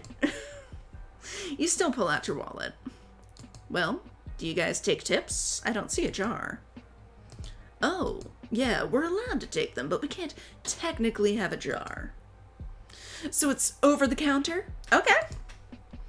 You count the number of workers behind the counter and make sure they each get $2. It's hot as fuck outside and they're working their asses off just to get sweaty anime fans some icy treats. They need icy treats too, but they'll probably be sick and tired of icy treats after their shifts are over. They still deserve something nice, though. Thank you very much. It's no problem. Your gelatos are gonna come out that second window. You herd Noki and Helena over to the shacks of their window to wait for your gelato. You know what? Anoki is pretty cool, actually. Oh, I just realized there's nobody in Kitten Cam anymore. So let's turn that off. Hey, Anoki, do you have more events to go to? Oh yeah, I got a few more to hit, and then I was thinking of going to Artist Alley. I wanted to get stuff later, because, you know, I didn't want to carry my merch and stuff around all day. You glance at Helena and the tote bag slung over her shoulder full of all the merchant stuff she's been carrying around all day. She looks back at you. We still have a few, too. You compare schedules with Anoki. It's a little disappointing to see how badly they clash. Who knew there would be so much anime stuff going on at the same time? How are fans of all this anime supposed to make it to each of these events if there are so many going on at the same time? You sigh. Aw, man. Yeah, I'm pretty booked today, but I've got a little bit of free time later. Okay, well, it looks like you've got some space after the industry panel Q&A with Kunihiko Ikuhara, and we're free after the history of Vocaloid and into the present presentation. So how about we meet up after all that? We can hang out for a while then. I'm down for that. Oh, what about tomorrow too? Yeah, tomorrow. We don't have anything planned for tomorrow. Really? Sweet. So let's meet up again by the stand later. Sounds great. You part ways with plans to reconvene in 2 hours. Till then, it's just you and Lena.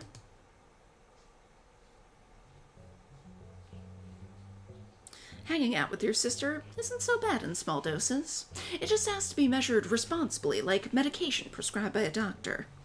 Except the meds are family bonding time. After exploring the convention center, the two of you stroll back to the gelato stand from earlier this morning. Lena almost directs you to the opposite end of the convention center, which would have resulted in 20 extra minutes of wandering through ninjas and catgirls. You're no expert on the etiquette of anime fans, but they seem a little rude in your opinion. Some of these cosplays extend across the whole walkway, and some people have places to get to.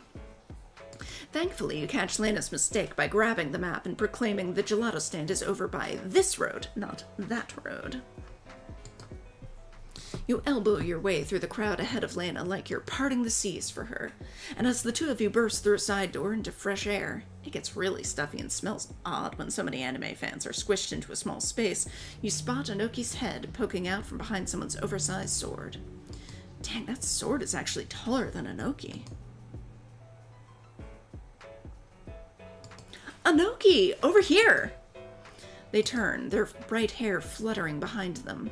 Your eyes meet from across several meters. Lena waves. We're back! I'm glad you made it safe and sound. You never know what can happen at a place like this. Is it actually dangerous? Oh, for sure. One of my friends has a story about the time she almost had an eye taken out by someone's light stick. Oh my god, that's so crazy. Like, wild. So, Issa, I'm gonna go meet up with a friend. You can stay here with Anoki while I'm gone. Okay, bye! Everybody playing matchmaker. Wait, what?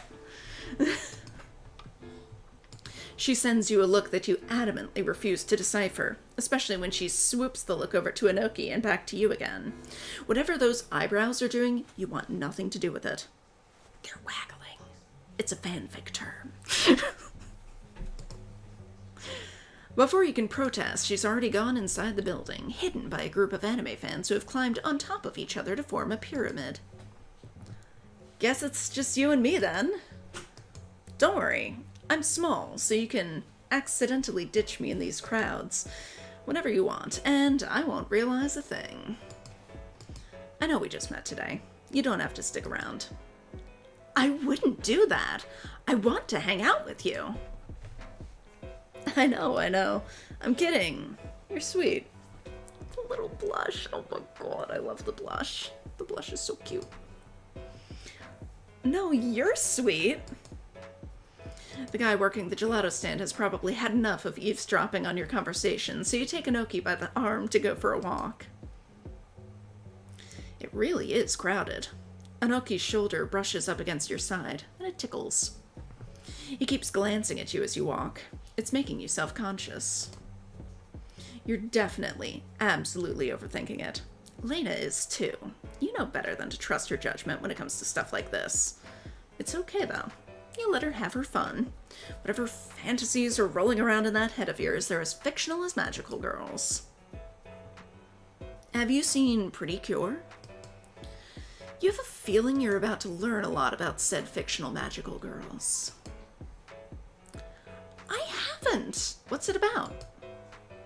So, Pretty Cure is a magical girl show franchise that spans a lot of different anime, but my favorite series is We Are Pretty Cure, which is about these two girls who go to the same school, but they're completely different and wouldn't have met if they weren't magical girls working together.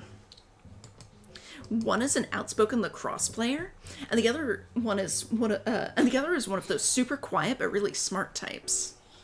I mean, that does sound like one of my favorite dynamics. Like, the loud sports girl and the quiet, smart, nerdy girl is a fabulous dynamic. The show really builds and develops their relationship with each other in ways you wouldn't expect. Gay ways. Because they're so different, but they manage to find similarities they can bond over.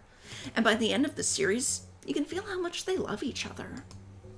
Like, they don't just love each other platonically. There's actually some really strong subtext that they have romantic feelings. And there's even this figure that has both of them in wedding dresses, which I freaked out over the first time I saw. Wow! No, I'm not a total freak about anime. Why would you ask? That self-deprecating joke hurts you a little. You try to muster up a better response. No, I'm genuinely in awe. In a good way. I love how passionate you are. You must love this show a lot. You could say that. Do you have any shows like that? Or games, maybe? Actually, I'm a big fan of theater, musicals, and all that jazz. I'm the type of person who wants to tell her own stories rather than just sit and watch. Not that there's anything wrong with being an audience member.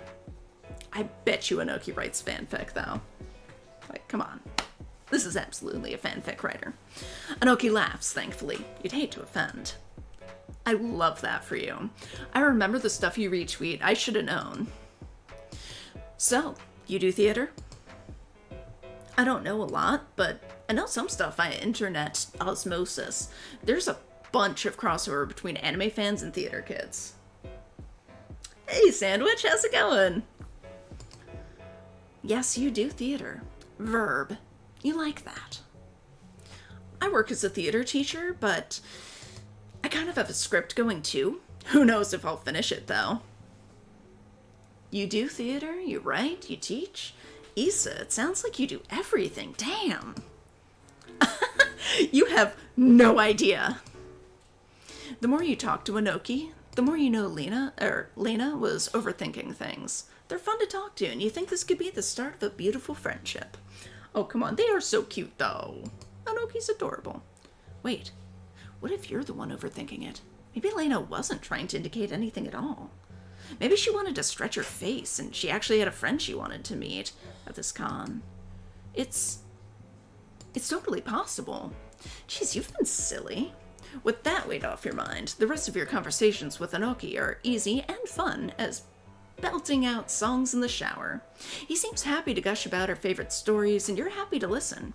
You've never even heard of most of them. The sky has changed color by the time you see the gelato stand again. It's not dark out, but it's been long enough for clouds to roll in overhead. You've made a full circle around the buildings. Hey, do you want to take a picture? Together? I don't know about you, but I'd really like to remember today. Oh, that's sweet. Oh my god, yes! Oh! Oh my god. Oh my god, that's adorable. Look at the two of them. Oh my god, so cute. A sentimental part of you wants to catch the gelato stand employee in the background of your photo. They're just as memorable as Inoki, but maybe that would be weird. You and Inoki position yourselves under the camera lens of his phone, and you squint through the sunlight with a wide grin. Ah, today has been so great. I should really call Helena and make sure she hasn't lost an eye to someone's light stick. If I had a nickel for every time a friend of mine almost got injured by Idol fans, I'd have 2 nickels, which isn't a lot, but it's weird that it's happened twice. I know that one! Ah, the beautiful connection made between 2 people who have seen the same internet meme before. This is the basis for a long-standing friendship. You're sure of it. Can I get your number? I'll text you, so we can meet up again tomorrow. Course! God, Issa is just getting, like, everybody's phone numbers. Damn. You exchange phone numbers, and in the process, you catch Anoki's lock screen wallpaper. A scarred, shirtless anime man with white hair, and is that an 8-pack? What are those hip lines leading to? Who's that? Ah, that would be my husband, White Choco, from the critically acclaimed mobile game Cookie Run. He looks really grizzled. I'd never expect a title like that. Cookie Run sounds like a kid's game. Well, it is a kid's game. E for everyone, family friendly, all that good stuff my grandma loves. There's a lot of appeal for adult players, too. Flushed emoji. I love a good verbalized emoji. Did they just say flushed emoji out loud? That's amazing. Is that what he looks like in the game? Yeah, he's my favorite. They don't seem as hyped to talk about this one as they did with the Magical Girl show before. It makes sense that they'd be tired after everything. You take that as a sign to wrap things up, and after confirming plans with Anoki for tomorrow, you wave her off. Someone nearby yawns loudly, and you catch it against your will. This sets off a chain reaction in the people hanging around the gelato stand, ending with the man at the stand himself. Jeez, where is your sister anyway? You don't have time to be standing around, yawning at cosplayers. God, no, I need to yawn, hang on.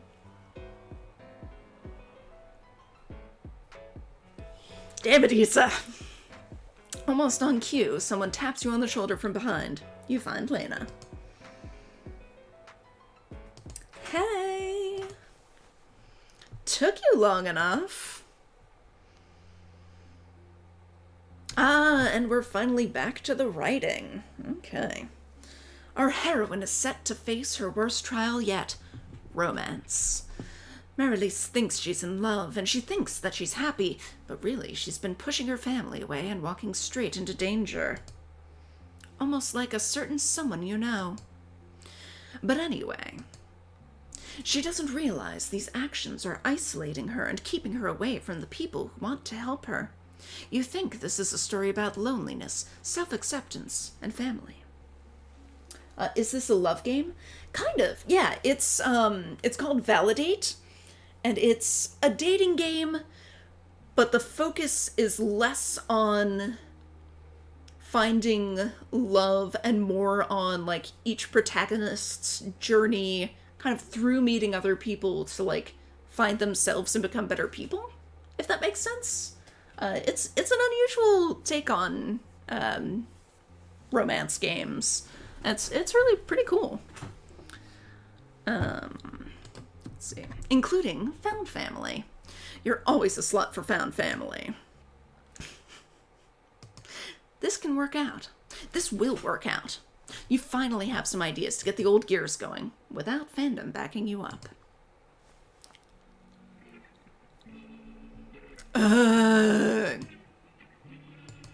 You can't help but smile to yourself over this. You finally have more than a semblance of a fleeting idea. Fuck, man! What the hell? Finally.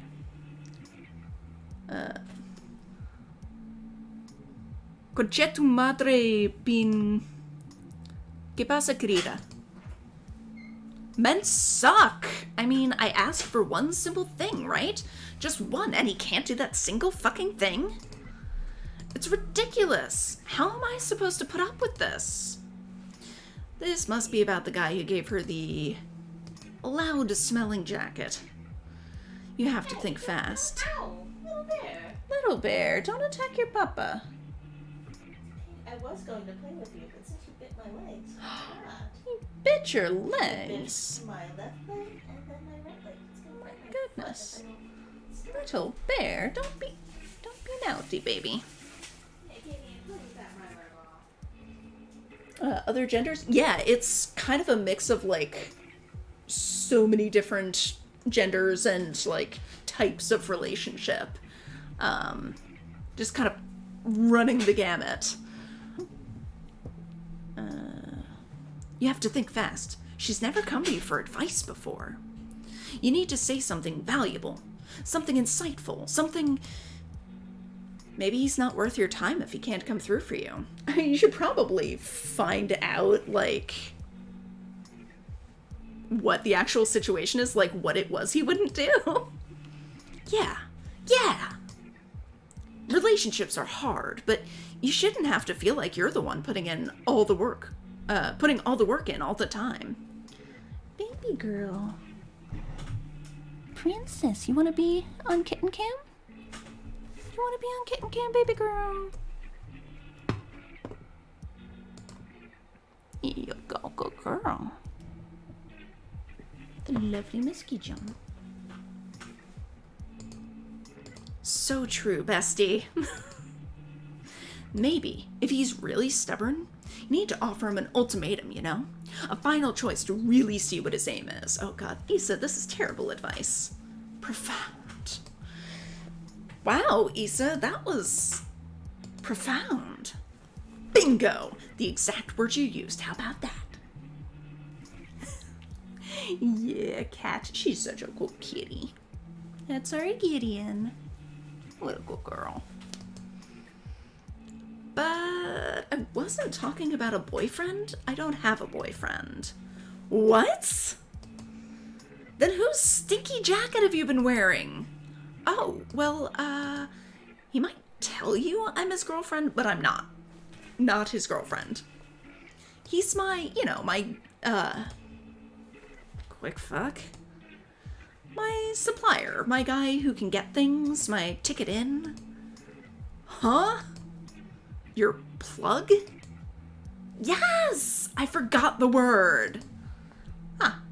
Things make sense now. The smelly jacket, the constant texting, the new things. She's fucking the weed man. Oh.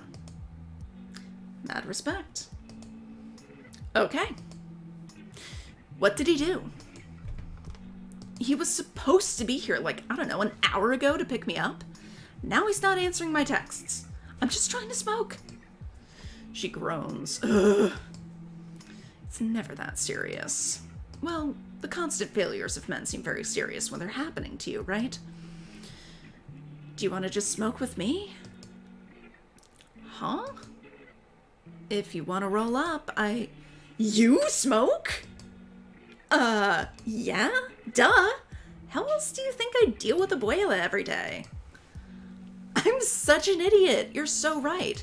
Yeah, I want to smoke with you. Alrighty then. You take Helena around the corner for a quick smoke. Huh. You never really thought you'd get to bond with your sister like this. Aww. Aw, that's cute.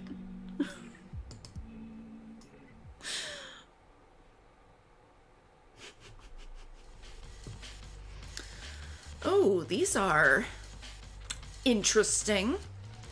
You're looking at several surprisingly large anime figurines of different kinds. It's kind of crazy there are so many. You know Cardcaptor Sakura, Sailor Moon, Tokyo Mew Mew, and things like that. Not all of this. They're telling. They're unique. A little bit suspicious. Catch a glance of one of these babies in someone's room and you can clock their exact interests and more by just guessing. Hey. Yeah, a lot of these are like for mecha anime or science fiction stuff. These figures get pretty pricey. They really fucking do. $300 and up because of how detailed they are. But if you want to buy them, don't do it at a con. They upcharge like crazy. Oh, wow. I never would have thought anything like that. I was just thinking, it's so cool that you can just buy these things and show off everything you like. I think it says a lot about a person to have these around. I mean that in a good way, of course. Yeah, that sounded pretty sus. Come on, Lena, you totally know what I meant. Like, I'm happy for the people who express themselves this way. It's not like I'm too different anyway. I totally get it. See? He gets it! Now, what's that look for? Nothing. Nothing at all.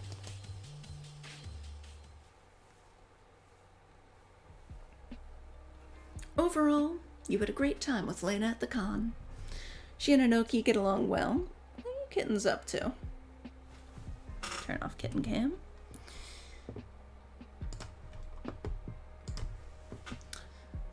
Which is pretty cool. You and Anoki get along well too, which is to be expected from one of your own bitter mutuals. It's kind of funny, if you'd planned this meeting out from the beginning, you would have been nervous enough to shit your pants and ruin the entire meeting on your own. Yeah, that would do it. Thank God that didn't happen. You ended up attending a few random con events just because they were going on, and you're a complete stranger to anime and stuff like that. Your domain is more live action stuff. Currently, this froyo is busting. So, how did you guys feel about She-Ra? Ooh, She-Ra was good. Oh, I loved that show. I didn't know you watched it, Lena. It's a bit before your time. What, like the remake? Yeah, there you go. I think she means the reboot. Yeah. Oh. Well, now I'm embarrassed. Issa reveals herself as an old head part 1 million, right? The original She-Ra and He-Man are both before your time too, aren't they? You're a millennial. God, well, definitely don't call them babies. If you want to flirt with Anoki, then, like, definitely do not call them a baby. Oh, yeah. I guess you're right. I am a 90s baby. 2001 baby! 98. Look at us, 90s babies. And Helena. Oh, come on. Weon. No seas así. Don't be like that. Oh, and ya, Weon. Come on, dude. That is not what I sound like. Yeah, it is. I do a perfect impression of you. Anoki agrees, right, Anoki? It is pretty spot on. Issa's a great actress, after all. See? I told you. Anoki fits in with you and Lena pretty great. It's always nice to have someone that'll agree with you without hesitation when you're messing with your siblings. Maybe they'd get along with Verinia or even Tulio, too. You're getting ahead of yourself. While you're goofing off, Anoki leaves to get himself another flavor of froyo, and you and Lena are left to simmer down as the sun is setting. So is the froyo a different stand, or is the gelato just being, like, referred to with different words? Because, like, gelato and froyo are pretty different, I would think.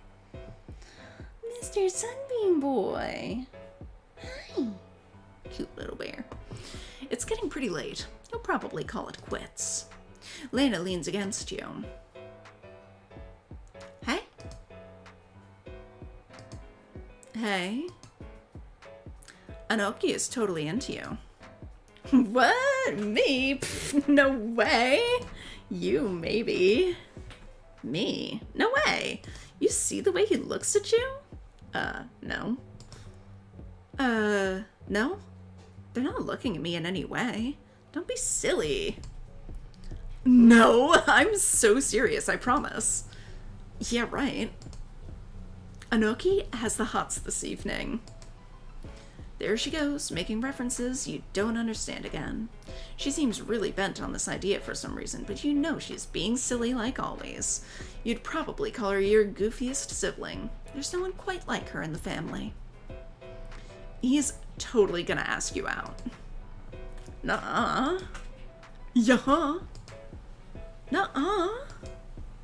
Yeah. Girls, you're both pretty. Must we fight? Oh my god, Anoki. Yup. Issa's like super pretty. She's got people all over her. What the hell? Like the really hot manager of that one company, right, Issa? Is that Malik? Stop it! You can't seem to convey this message through brainwaves alone. Or the look on your face. Someone's bound to snatch her up soon. She's grade A wife material. My god, Lena, you are trying way too hard. Is that so? She looks you right in your eyes. You're shaking your head no. Baby girl. Go. Back on the kitten cam range. Let's get you.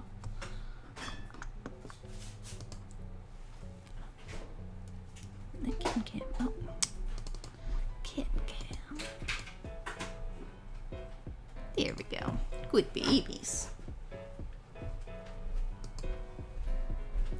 So, anyway, how was the con for you guys? Good. Pretty good. Yeah, I had a lot of fun. We should really be asking you, though. I mean, you've never even been to an anime convention, right? Yeah, but I mean, in comparison to other conventions, I wouldn't know if it was good or bad. As long as you had fun, it doesn't really matter the size of the con. We had fun. As long as we had fun, you know? Not what I meant. Hey, I got plans for after. So you two just sit, talk, whatever. I've got a ride, so I'm good. Not this again. Lena, Ciao! Bye! She practically sprints into the distance just to leave you alone with Inoki. Yes, baby girl, go ahead and lick your butt right on kitten cam. Fantastic, good job. Precious girl. Somebody's campaigning to be president of the Clean Butthole Club, I see. She is indeed. She is indeed. Oh, to be filled with such whimsy as Helena. Which is to say, she's nuts. There's no way Inoki is into you when you consider all the facts. Then again, you do know you tend to get down on yourself. Especially when you're nervous. Are you nervous? You're cracking your fingers.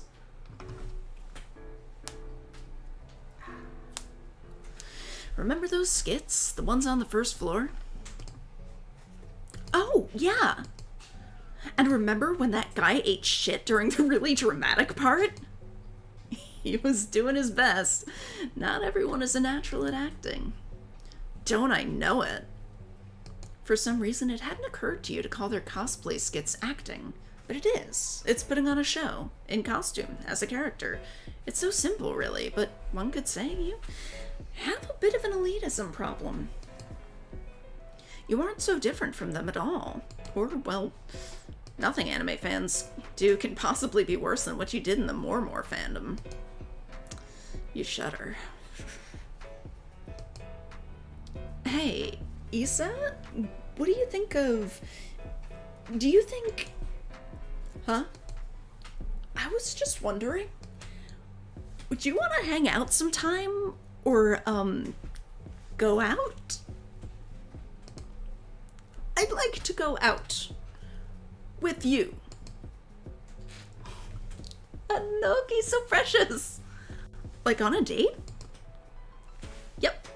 And I don't mean the fruit. Oh. Oh, wow. Anoki, I didn't think that... It doesn't have to be a con or anything. We could go someplace quiet. Maybe with more atmosphere, and it could be Just the two of us. Yeah. Yeah? I'd love to. Yeah. Anoki is charming. Anoki is fun. Smart and cute and endearing. And you think this could work out for you. Not just a maybe, but really. If you can be genuine. And he can be genuine. Then what's the problem? You're learning to be more straightforward, and Anoki is easy to get along with. Who says you shouldn't try it? How about right now? Right now? Yeah, like right now. I'm down. What should we do?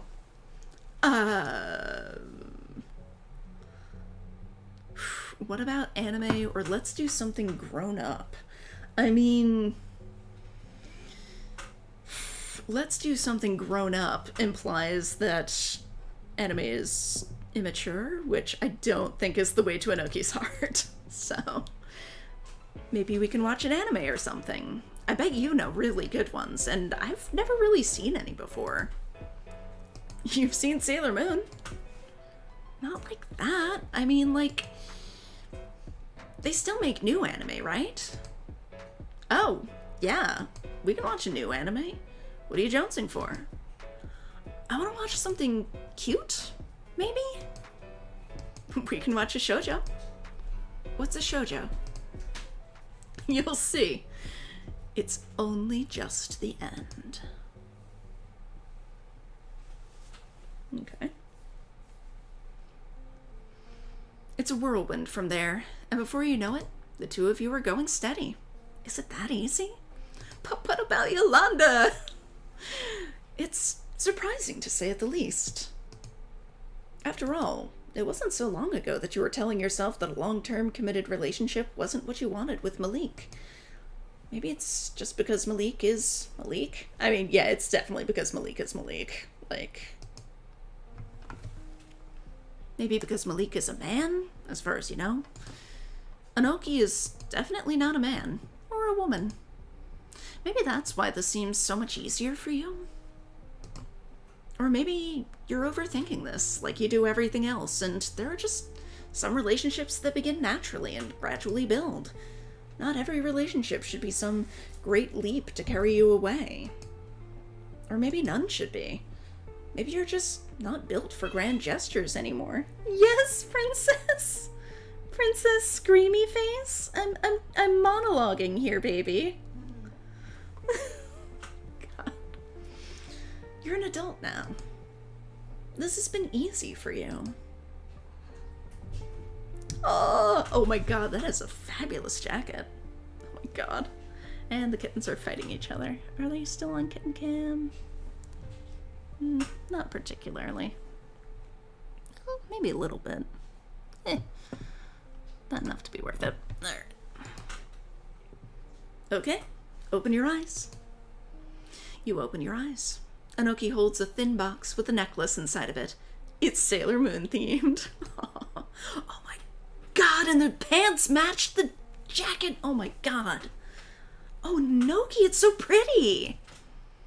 I know, right? It's custom made. He saw it and he thought of you watching it together and went out of the way to get this piece for you. It really is gorgeous. They are so nice to you. Like, really, really nice to you. And an excellent partner by your standards. They're so attentive and they make sure you have a great time on every date. They make you voice your concerns. It's just so nice for once. For once, things are good for you.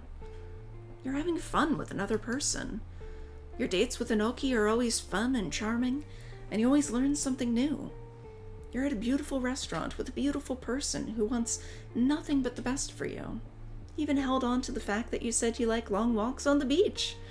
You don't really know if that's true, though. It's just something you feel like you should say, like it was romantic or something. Which it is, right? That's why people say that. Custom made?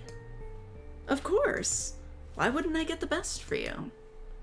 Oh, Anoki, how sweet. Don't get too excited. We're not done yet. Oh, you spoil me. Anoki extends his arm to you all chivalrous-like, and you rest your hand on it in kind. They're so, you know?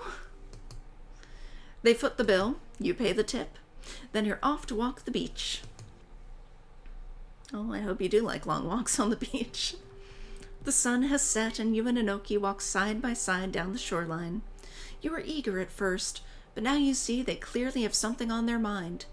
Maybe it's even been bothering them and you didn't notice it until now. How about all this sand, huh?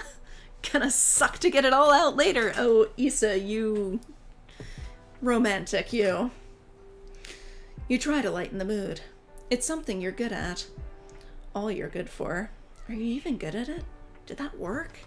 Oh, Issa, you really do still need therapy. Yolanda was right. I hope you did go to therapy at some point. Does Anoki feel worse? What are you yelling about, princess? Oh my god, you're so precious. I love you so much, my girl. Yeah, I guess it will. I haven't been all that careful. Hope it doesn't get into my other stuff. Yeah. Whew. Issa, I've been wanting to ask you something. Oh no. You never agreed to any questions. Ooh, bite the bullet or maybe later. Fuck it. We're in it. Bite the bullet. Of course! You can ask me anything. Do you think about the future? Of course you think about the future. Everyone thinks about the future one way or another. Whether it's what they're gonna have for their next meal or what their dreams and aspirations are. Your dream hasn't changed from doing musical theater for a living despite what Ariki said. Honestly, between Ariki and Yolanda's advice, you definitely hold Yolanda's above Ariki's. Well, then maybe you should go see a therapist. Because that was Yolanda's advice. Like, go see therapy. Get some therapy. Please. They all need therapy. Everybody in this game needs therapy. Yeah. I'm glad at least Yolanda's getting it, though. However, you're at least making realistic plans to take steps in that direction, and that's gotta mean something, right? He'd probably be proud, too. I don't know if Ariki's ever proud of anybody, really. Well, I mean, I never changed my plans from I mean about us. I've always wanted to get married, and I want to have kids someday. Damn, baby, way to kill the mood. Sorry. That was epic. Oh my god, that baby boy, he loves you so much. He is so obsessed with you. She wouldn't Papa, bite my Papa, I legs. love you. I love you so much, Papa. Papa, what are we doing now? Papa, where are we going now? Put your dishes away. Is that okay? No. I mean, I was talking to Pauser, baby. Oh, yeah, Is that's it okay? absolutely okay with me. Okay. Please do. And is the dish dash clean or dirty? Dirty, I think. Okay, thank you. You know, do you think about having kids? You don't know when your mouth got so dry. It's so hard to swallow. 'Cause I've been thinking, you know? And, like, having kids is important to me. She told you anime was important to her, too. Where do they rank against each other if Anoki's using the same word to describe both? You feel guilty for thinking mean thoughts, but are you fucking kidding me, Issa? What does he think this is to you? Do they think you want to leave your family? Start over with some stranger who makes all these false promises and only uses you as a means to an end? What? Issa, where the fuck is this coming from? Oh my fucking god. Issa, please, please get the therapy. Somebody's self-sabotaging. Oh my god, Issa, why? Kittens, it's not that Well, time. you've made this mistake before and you won't be doing it again. Issa. If you had a nickel for every time someone suggested eloping with you, you'd have 3 nickels. Which isn't a lot, but it's weird that it's happened thrice, right? What exactly about you says, I'm haphazard, I'm so random, of course I'll run away with you and off into the sunset. I mean, they're not really asking you that. Like, maybe have a full conversation with Anoki, and not just having a full conversation in your head about Anoki, full of all these assumptions. It leaves you feeling kind of pathetic. Are you a person or an idea? A temporary idealistic escape? Issa? Uh-huh. I wanted to know if... But you look so... I'm sorry. The things that happened to you aren't Inoki's fault. He's not trying to elope with you and steal you from your family. You are the bigger adult in this situation. Mm-hmm. You should do the right thing. The mature thing. Before you get ahead of yourself. No, I'm sorry, Inoki. I don't think I'm ready for that kind of commitment. I'm not really at a point in my life where I can do that. It's just not something I want right now. And it's funny, you know? You're the second person to ask me about marriage in the last year or so. So what? This is it? Yeah, I guess it is. Well, shit. But they were gonna watch an anime. They did watch an anime. They've been dating for a while now. Oh. Yeah, there was a time jump. Okay. Yeah, they watched anime, don't worry. Oh, good.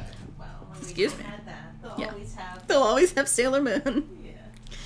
You don't want it to be the end. Be the end... What? You don't want it to be the end-all be-all of the situation. Okay. Sorry, it took me a second to figure out that sentence. After all, you do really like Inoki. But it doesn't take a rocket scientist to know that having differing long-term goals in a relationship is the worst thing that can happen. Things get drawn out, you both become unhappy, someone gets hurt. It's best to just let Inoki go and find someone that can make them happy instead.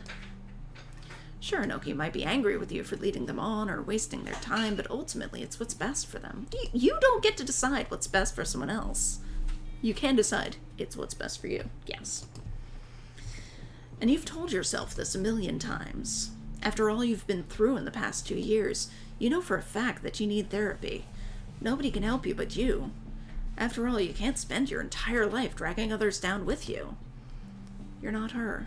You don't want to end up like her. Even if you don't get anything else you want, you have to make sure you don't end up like Abuela. The things she went through aren't an excuse for the way she treated you growing up. The things you went through up to this point aren't an excuse for the way you treat others either. Hey, baby girl. Princess Gideon. Princess Pretty. Meow!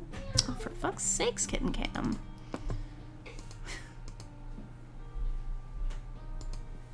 Goodness. Meow!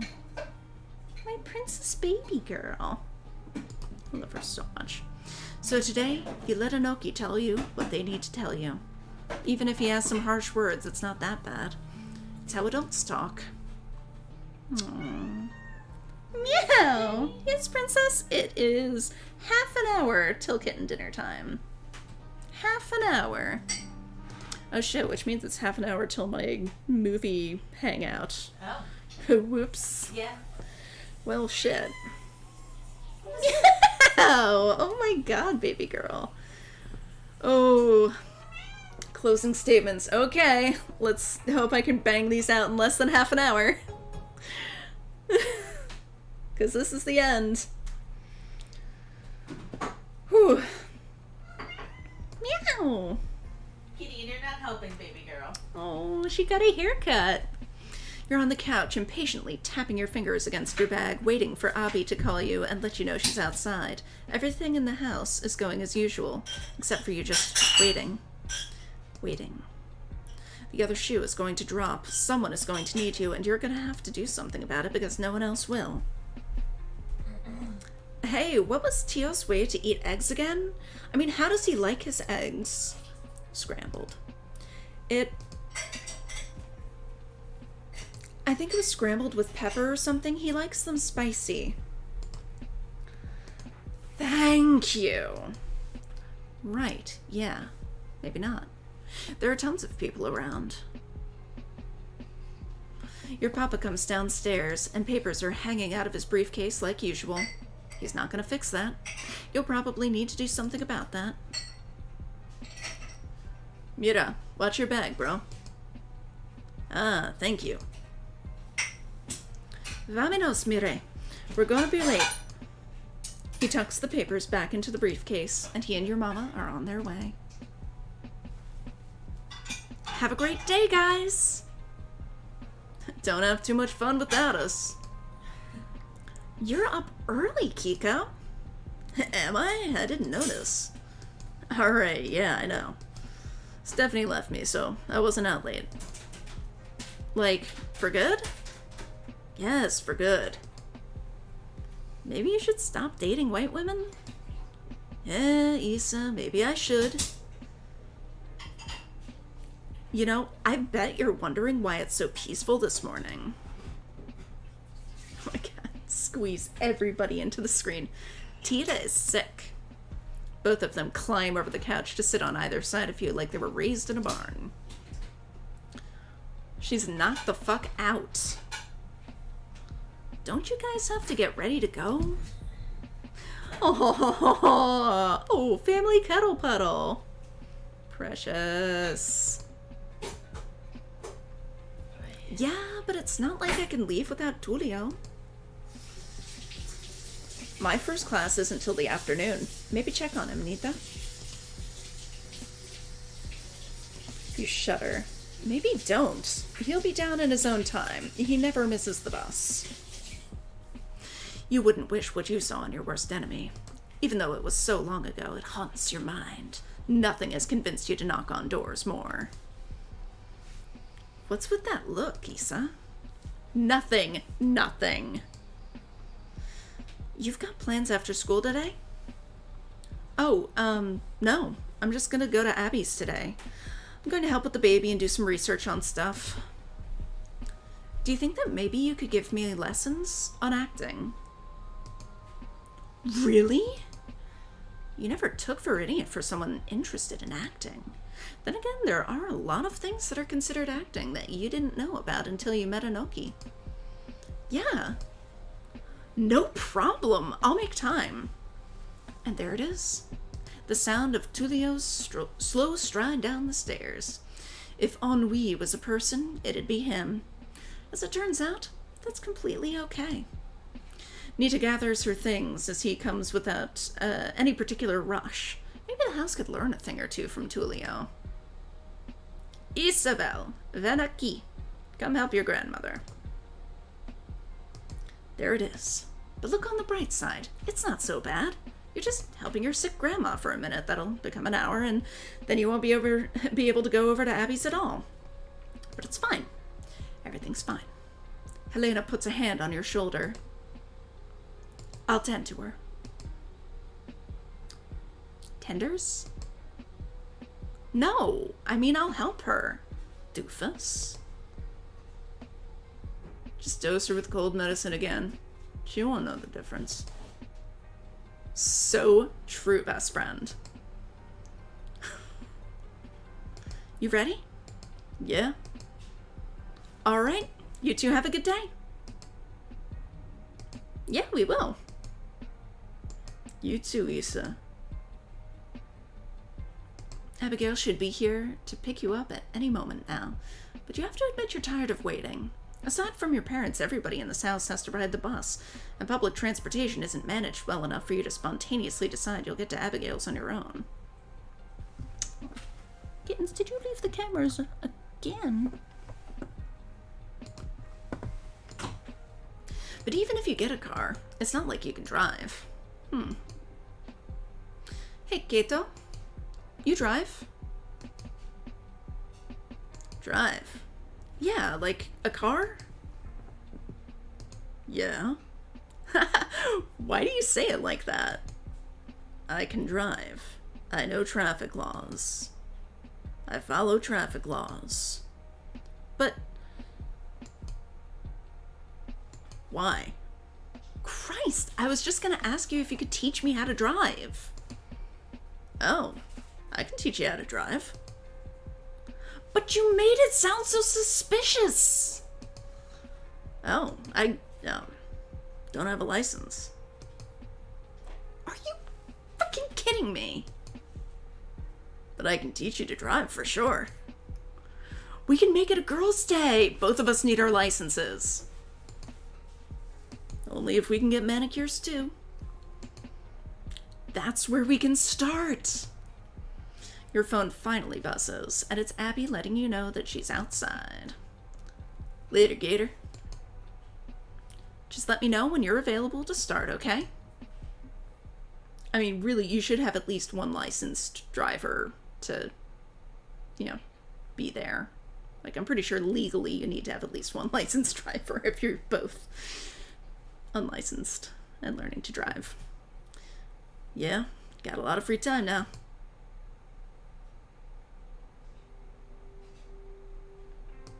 Your eyes bore into your laptop. The light from the screen bores back into you.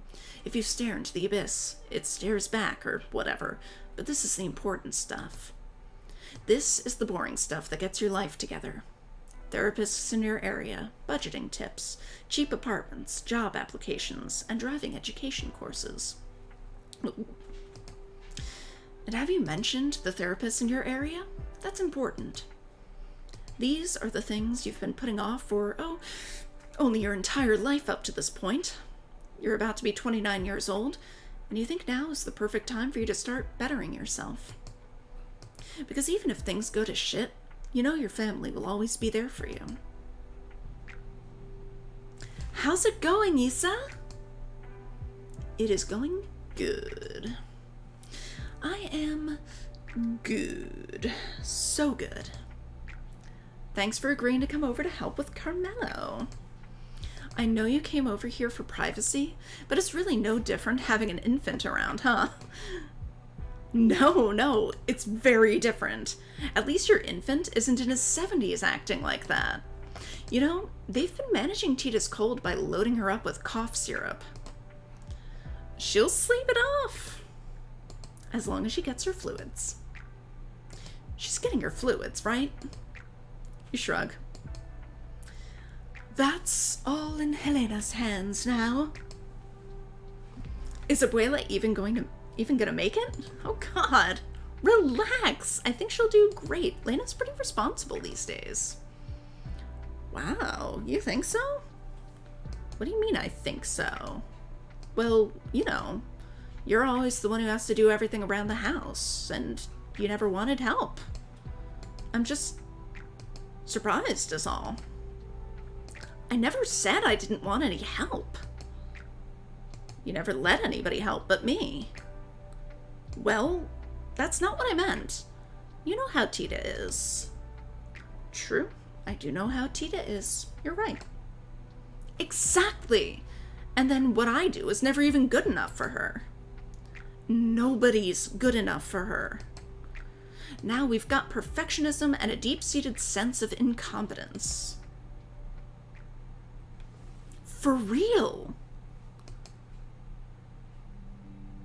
You've never really sat down to talk like this with Abigail before. Honestly, you were always more focused on the sense of betrayal that comes with your sole confidant growing up without you and becoming her own person while you still belong to your family. But you're both grown up now, and she's right. She's been right about everything, and it's so liberating to finally sit and laugh and joke about it. It makes you happy in a way you can't describe.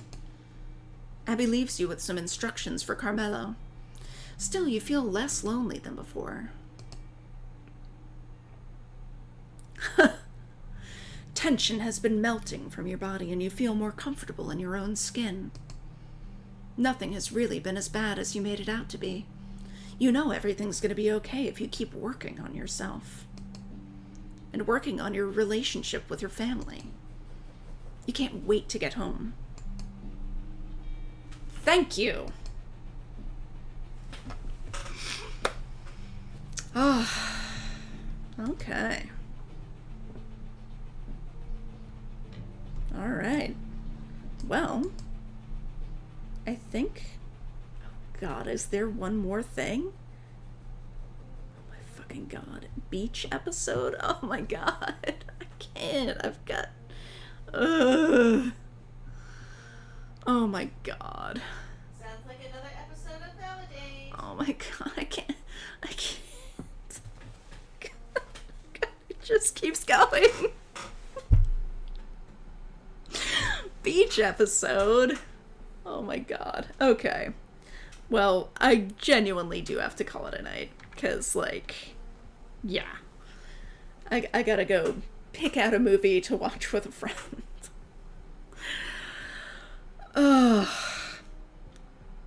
So I am not going to be doing another solo stream on next Thursday because I have an important meeting that's an hour away that is going to be occupying all my time. But I guess Thursday the 27th will be more ValiDate because we gotta finish this fucking game. Apparently we've got a beach episode to do. So maybe a short one on the 27th.